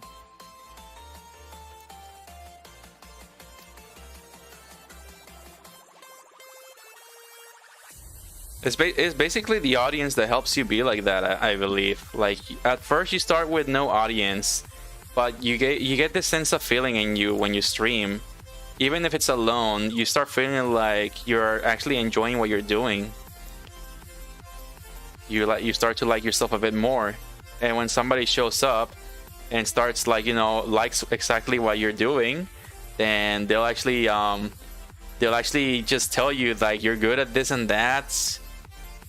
And you know, it will basically boost your morale. It'll just like give you more motivation and to get you to believe more in yourself. You just feel this sort of like fulfillment in you that you can actually do it.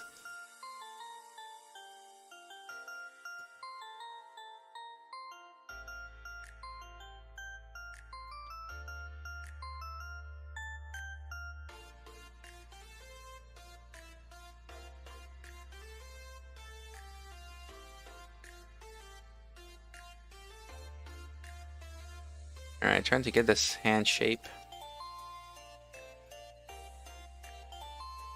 Hand modeling is not easy. Ah! This is a struggle. Where exactly did I put the thumb? Did I put the thumb here? I think that's where the thumb goes. My relationship advice be like, don't do it. Don't do it. That would be the 10 years ago me who would say that. Because 10 years ago I did not watch too much anime. By this point I watch enough anime that I feel like I have like a sense of understanding about relationships. But obviously there's also the side of me that says like, no, this is not gonna work in real life. This is not gonna work in real life. So I tend to not watch too much of like slice of life anime, because it just doesn't really do good at explaining how these two teenagers get together. It just doesn't do a good job at that. Like, okay, like why does this girl like this guy who's a loser and doesn't know anything?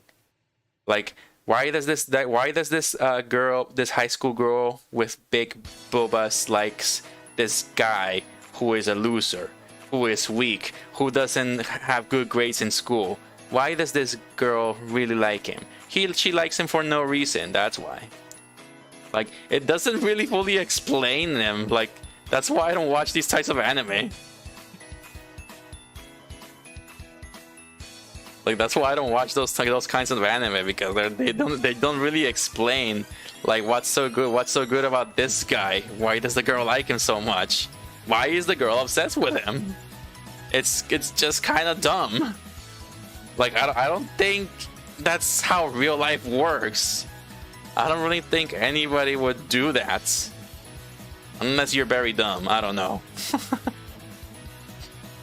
I do not know. But yeah, I cannot really see something like that happening in real life.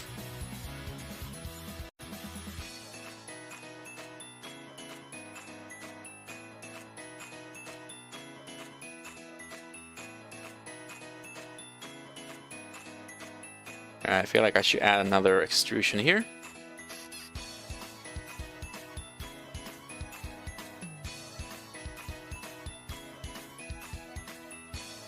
Anime never makes sense. I mean, it kind of makes sense, but when it comes to relationships, it doesn't fully explain it. It doesn't fully explain it when it comes to love and stuff like that. Some animes do explain it, or they actually explain it without telling you because you're just watching it. the one thing I see that makes sense when anime makes relationships is that these characters are together. These characters get together because they actually know each other. They've been with each other for like the whole entire season or all the way from season 1 to season 4. You know, they've been together for so long that they understand each other. That's how they actually start like loving each other and stuff like that, because they've been together for so long, they start to get to know each other. And the more they actually know about each other, then the more they start to like each other.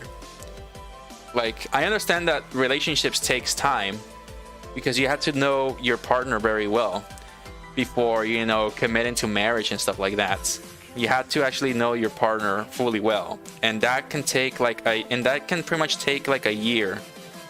For some people make the dummy choice and, you know, just do it in just a month. But I would suggest you probably should take like about half a year or a year just to make sure that you truly actually want to be with this person. Because that's what anime shows, you know? They just show that these people have been together for like an entire year or half a year through all this, like season 1 to 4. And like, yeah, that's basically just the only explanation I see there. The anime I have been watching recently is Ben 10. Oh, Ben 10, I remember Ben 10. Are you watching the anime one, or are you watching the anime one where he's a child, or when he's a teenager, or are you watching the remake that's like chibi like? I watched Ben 10. I actually like that show. I actually liked it. Ben 10, a 10-year-old who actually gets an alien watch called the Omnitrix, and then just uses it and turns into an alien and gains the alien's powers.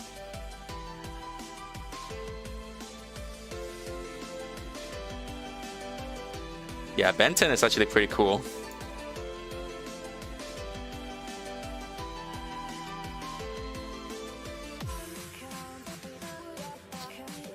The Omniverse one? Oh, that's the chibi. Then that's the chibi cartoonish one. Like, that's the cartoony one then. Okay, that's the cartoony one.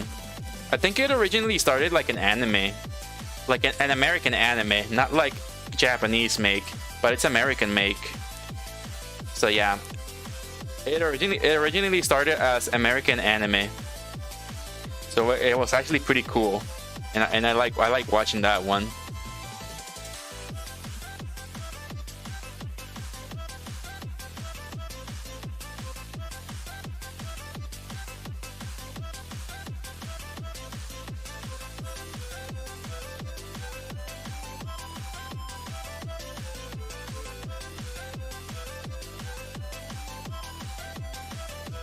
Alright, here we go.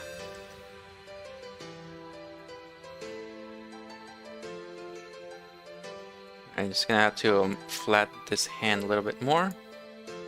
There we go. And then just bring this down a bit more too.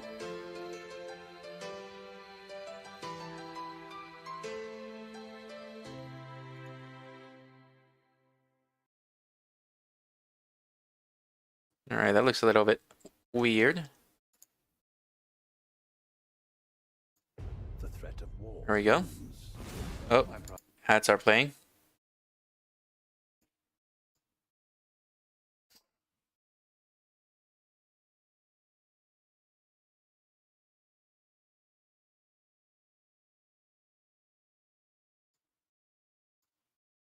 Alright, there we go. Yeah, I have not watched the Omniverse. I only seen the original Ben 10 anime. I seen the original Ben 10 anime, and I seen that one where he's actually a teenager.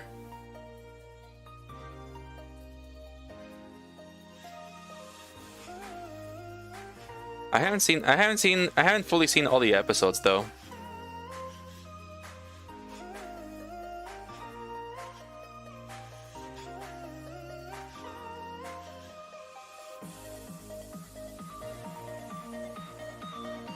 Alright.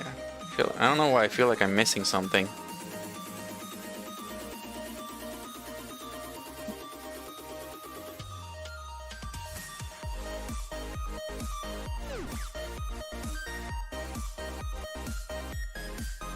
Alright, so I got that Pikachu arm. Now I feel like I need to fatten the arm a bit more.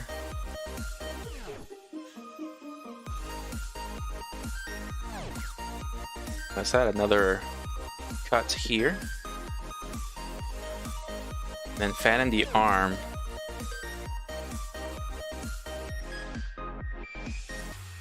There we go. Then fatten the arm here a bit too.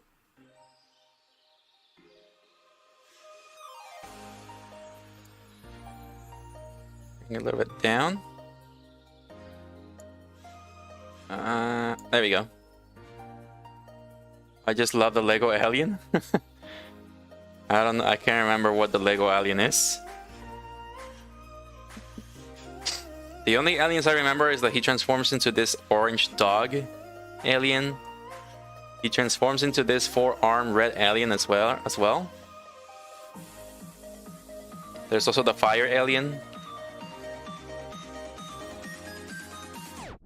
And the alien that's like Speedy, that goes fast.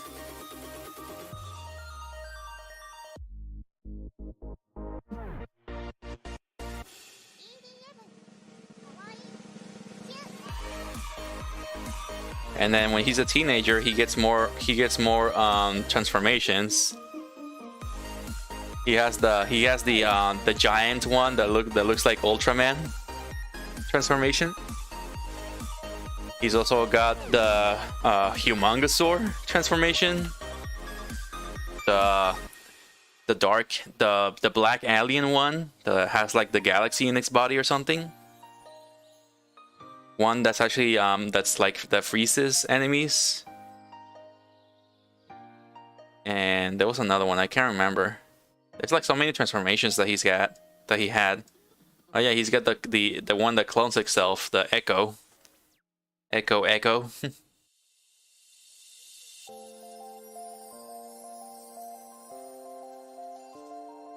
And another one that's and there's another one that's purple. And I think he can like just put himself together if he is to lose a part of himself.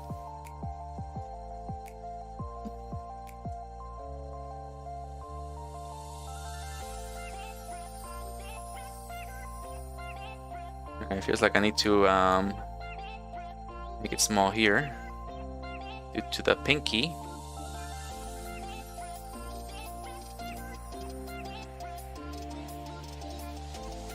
Alright, so due to the pinky, I feel like I need to scale this down a bit.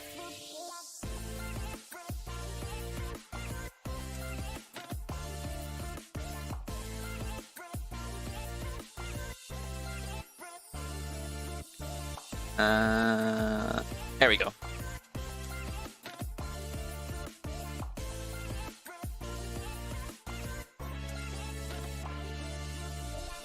Alright, so far so good. I feel like I need to move these in a bit.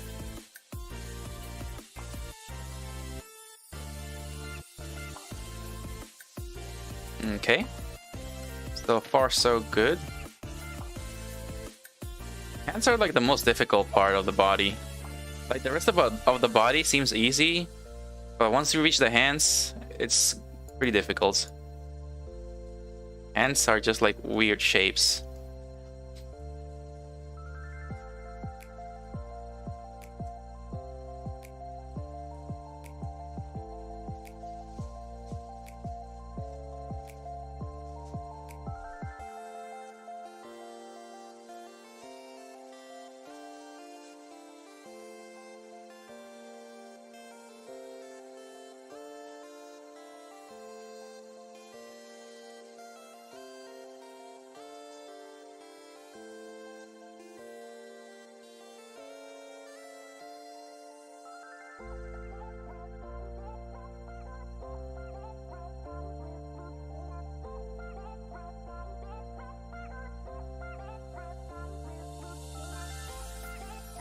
Alright, there we go. I love the backrooms background in Bop. LOL.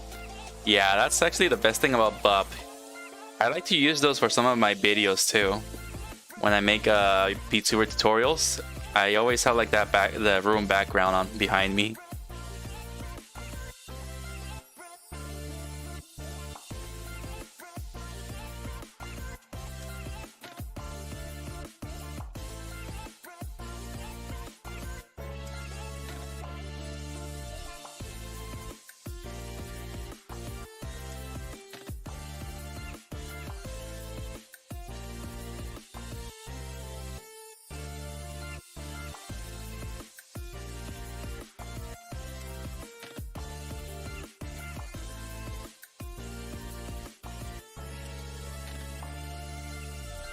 Alright, I think next, I'm gonna scale this down a bit.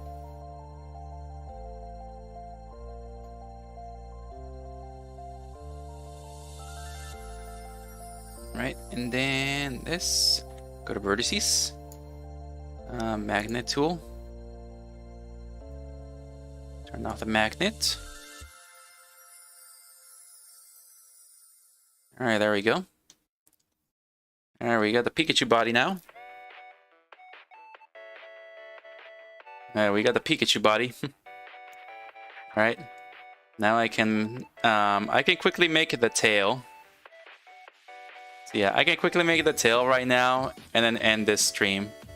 I feel like I've been like, it's already been 2 hours, but I can make the tail pretty quick and then end it. The color part is my favorite, and modeling is my hatest part, LOL. Yeah, I mean, I like modeling a lot. It all depends on what I'm working with. I am enjoying the process so far on the Pikachu. Even though it's actually difficult and new, I'm still pretty much enjoying it. I mean, it's not like my most favorite part to do at the moment, but you know, I have to do this in order to learn. And you know, I make like the ears and the tail as assets, so I am actually motivated to go, you know, with the whole Pikachu model. So yeah, it's like, I mean, I'm not gonna like it at first, but once I get to understand how it works, then that's when I actually start to enjoy it. And I believe that's the same thing for like a lot of things, you know? At first you're pretty much nervous or scared to try it out because it's new. It's something you never did before. But once you understand and get the hang of it, then you start to really enjoy it because you understand how it works and you know what to expect. So at first, I think it's gonna be like that. At first, you might probably hate it, but as you learn and as you learn how to do it and how it works, then that's when you start like enjoying it.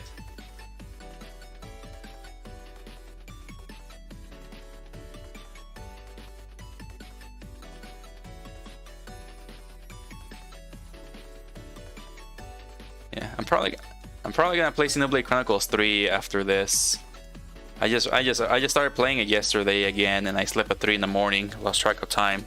I hope I don't lose track of time today, because that's gonna mess up my sleep schedule, and I'm gonna have to go back to work the day after tomorrow. So I cannot mess up my sleeping schedule because I slept at 3 in the morning. And then I woke up at 10. So I cannot like mess up my sleep schedule. Whoa, whoa, whoa, whoa, whoa, whoa, whoa, whoa, what just happened? Why is it so long? Okay, there we go.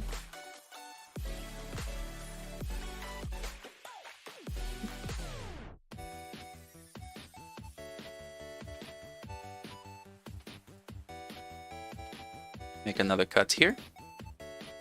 Whoa, what the? Make a cut. There we go.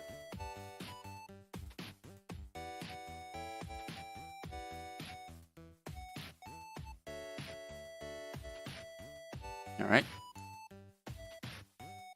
Man, it's getting pretty hot here. think like my computer is actually...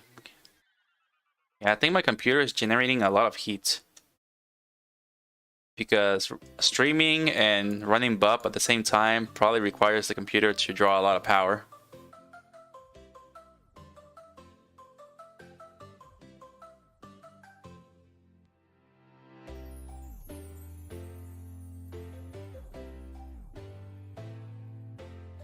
Yeah, I like 2D felt crazy, but now I have a basic understanding of it and it's fun now.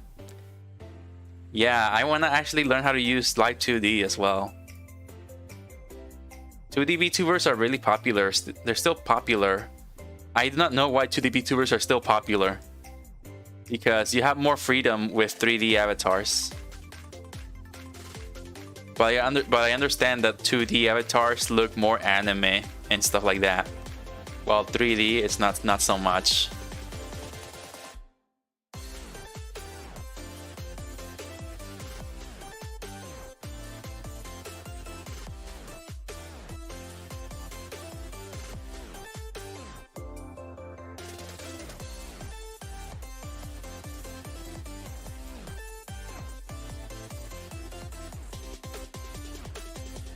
Alright, there's the Pika tail. Now I just move it to the back. And place it where I believe it should be.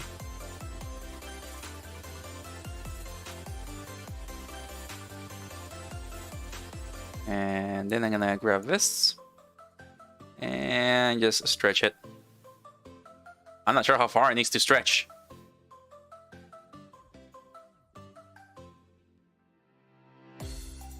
The tail needs to be like at the center of its butt.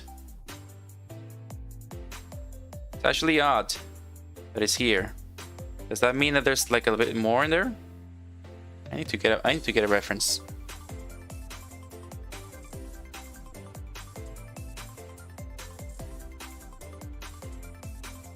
Oh, okay, it has one more zigzag left. Okay, there's another zigzag on the tail.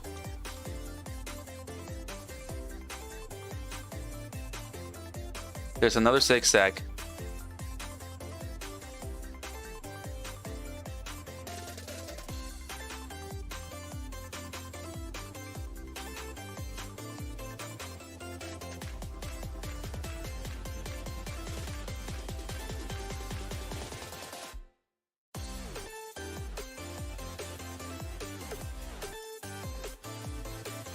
And let me bring the reference up again. Yeah, so right here you see this like brown lines, this brown color. And then right there's a brown color. Then you see it right here. Goes one zigzag. Down. And another one.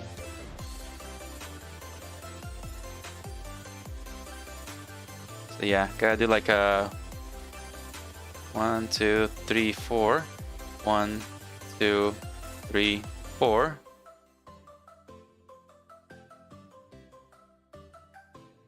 So yeah, just 4 of those. You should watch Sapphire's tutorial. It's really easy to follow, and then you can figure it out better. Yeah, I know Sapphire. She's the one who motivated me to actually do YouTube. She's the one who motivated me to keep doing this. And yeah, she's the one that actually trended, like got like popular pretty quick as well. The one that I was talking about. So yeah, she's actually that VTuber.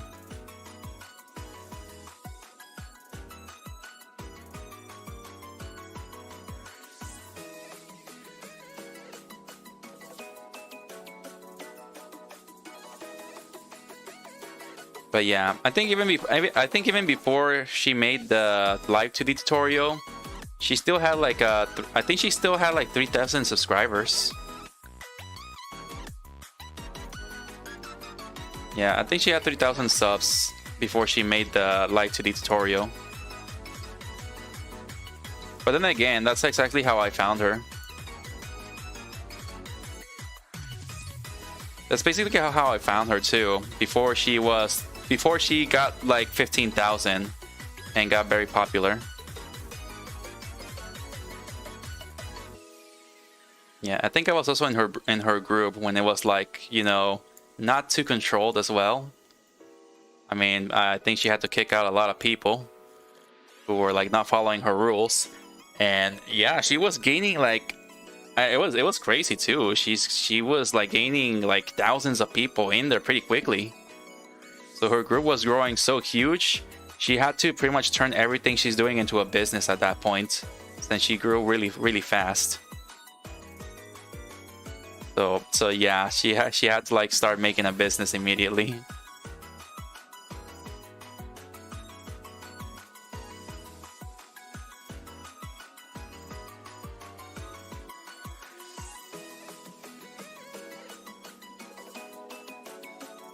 But yeah, when she reached those 15K, I think that's when she said that she quit university.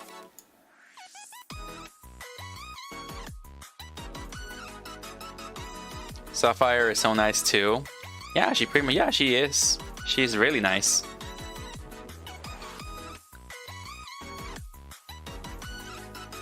But yeah, I didn't know too much about VTubers back then. And like being honest here, I thought she was just like famous because of her pretty face. Like she actually was behind the face of a VTuber at first, and then she actually showed her real face. And I think I was just like, oh, she's very pretty. Maybe that's why she got all that following. And you know, all my information about VTubers was not really good back then either. Like I tried to do some research, but everything I was learning about VTubers was all negative stuff, so it was pretty hurting to learn all of that. But then I was told by other people like to stop doing VTuber research because VTuber stuff is pretty new, and I think still there's still like a lot of negativity behind the VTuber stuff, because all these like famous VTubers are like, you know, they're gonna say like, oh, all these VTubers are girls, and you know they're famous because they're girls, and you know you're gonna see all that stuff in there, and because they're like just being because they're being inappropriate. So you know, Sapphire is not the only one who's like, you know, is not the only one and not the first one, or I'm not even sure if she's the first one, but it feels like she is the first one to actually not do what all these popular VTubers are doing, like inappropriate stuff and all that stuff. I think she's one of the first few that is going family friendly, and it's not following the same path as and it's not following the same path as all these other VTubers.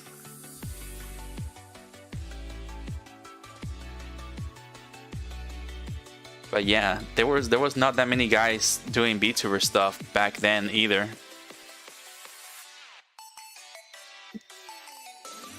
But you know, it's actually I'm hoping to stay family friendly.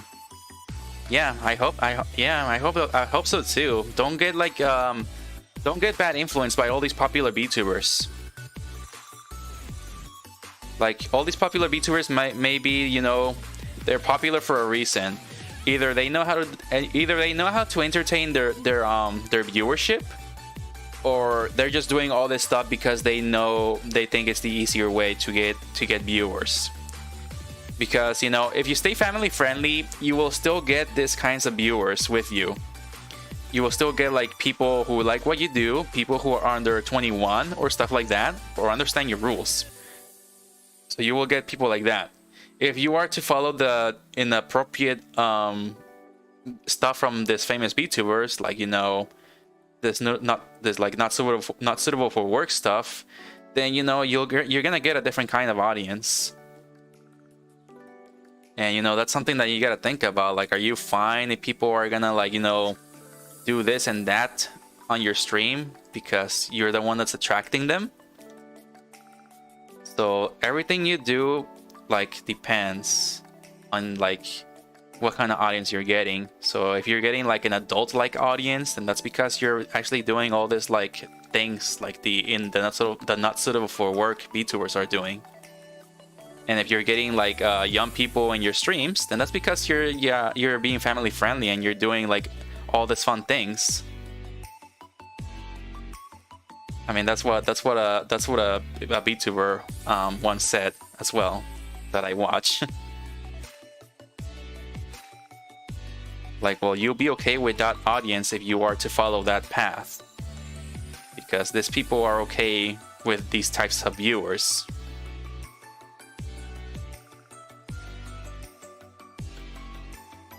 But yeah, you don't have to actually do the same things that all these VTubers are doing. Because are you gonna be okay with the kind of audience that you're getting? Like, do you like the audience that you're attracting right now?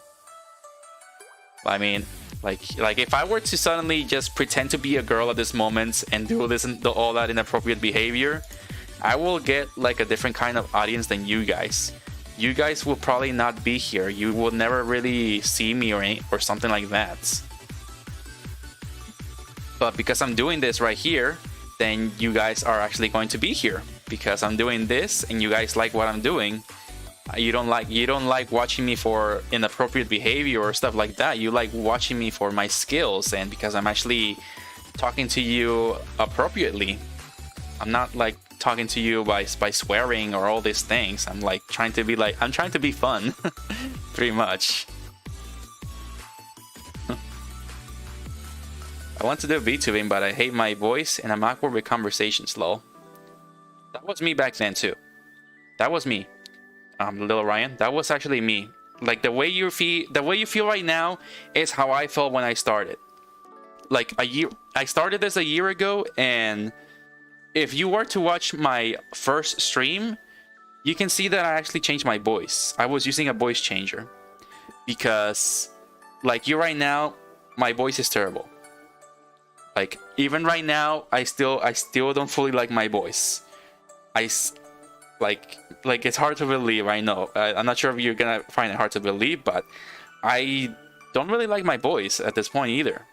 Like I don't really like my voice, and that's how a lot of people will start too. They will not like their voice, and they will not like who they are. They do not know who they are. They like pretty much everything about themselves they will not like. So this is another reason of content creation is to to like yourself and not be too hard on yourself. And it's basically what I'm doing right now is to prove to myself that I am skilled, that I can do all these things. Is basically what I'm trying to do here, is to prove to myself, be better for myself, and to like myself. Is pretty much what I'm doing here. Is what I'm trying to do. And I still feel like I'm not anywhere near to where I want to be.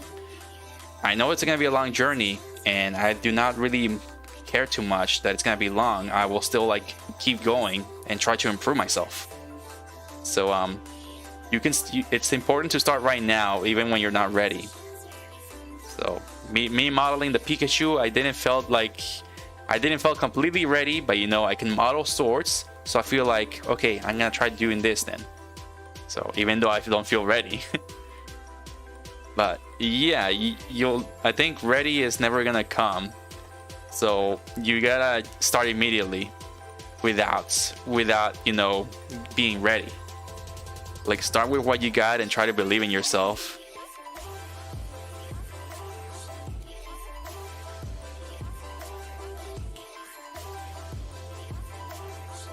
But yeah, if you want to use a voice changer, you can start like that.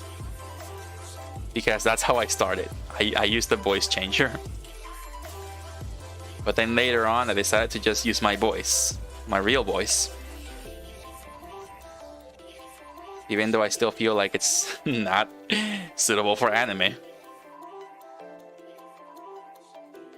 Alright, I feel like the tail is finally done.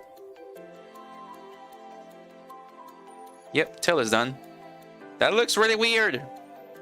It looks like a butt crack. I'm gonna have to fix that next stream. Look at that Pika butt. I need to fix that.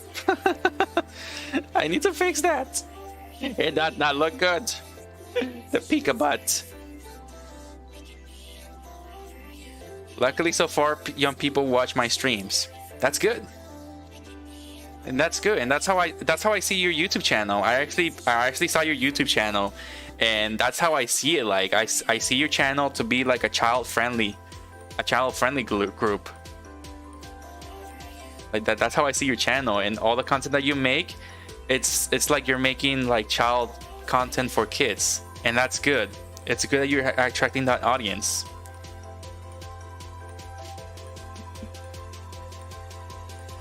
We need to fix the butt.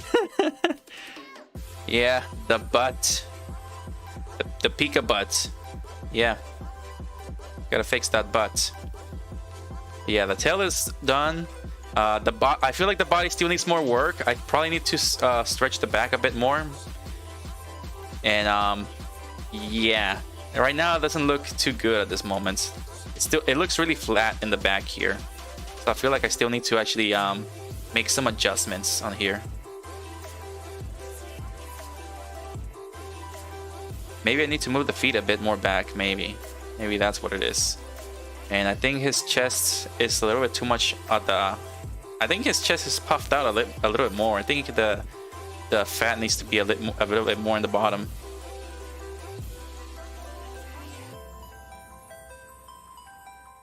Or maybe it's just that his legs are the fat things and not his like middle body, maybe. I'm gonna have to check that out soon. Or maybe, wait, I'm an idiot. I could have used this for reference. I have a Pikachu amiibo. I could have used this as reference to actually see the whole body. Yeah, I have a Pikachu amiibo. This could have worked so much better.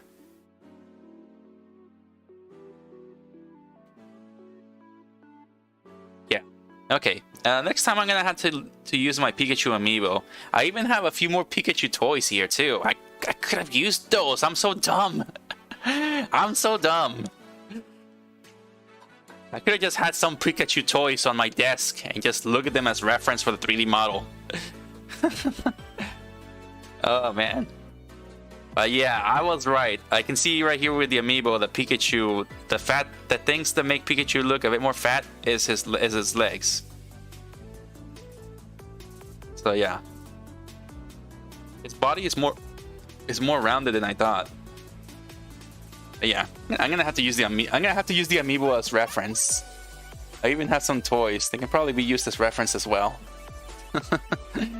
Ah man, I'm a dumb fox. I'm a dumb Pika. Pika. Pikachu.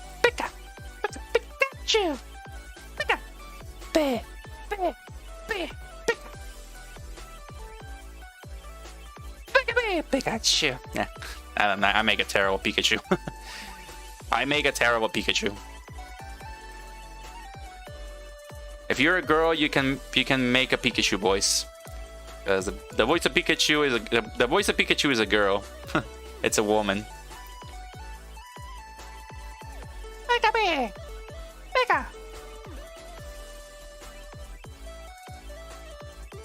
Yeah, so I stood correctly. The legs need to be moved a little bit back, and the body needs to be more round. Like the back needs to be skinny, and it'll be like all round here. And then the face will also be a little bit more round. Yeah. Kinda looks like a hamster from the side. Yeah, it looks like a hamster. But when you look at it from the front, it looks like Pikachu. Look at it from the side. It's weird. But that's how 3D modeling is. Yeah, that's how 3D modeling is. Well, yep. That'll be it for now, so. Yep. Alright, that's it for the stream for today. I'm gonna have to let the dogs out, give them medicine, so yep. And then play Xenoblade Chronicles 3. Keep track of time, not to sleep too late again. Well, thank you so much for watching. I'm glad you guys were here to actually watch me make a Pikachu model and, you know, talk, and surprisingly you find my advice useful, I guess. I'm surprised at that. Sometimes I don't know what I'm talking about, but you know, I'm just saying what I feel like needs to be said. Hamster chew. Hamster chew. Well, yeah. Well, thank you so much for being here, guys. It's always nice to see you here. Well, thank you so much for watching. And feel free to follow me in my other social content if you like. My goal for the new year is to reach those 1K subscribers. So let's see if I can reach that goal. And yep, like and subscribe and you enjoy. And I'll see you all in my next video or stream. All right, take care of yourselves, Pika Peace. See you later.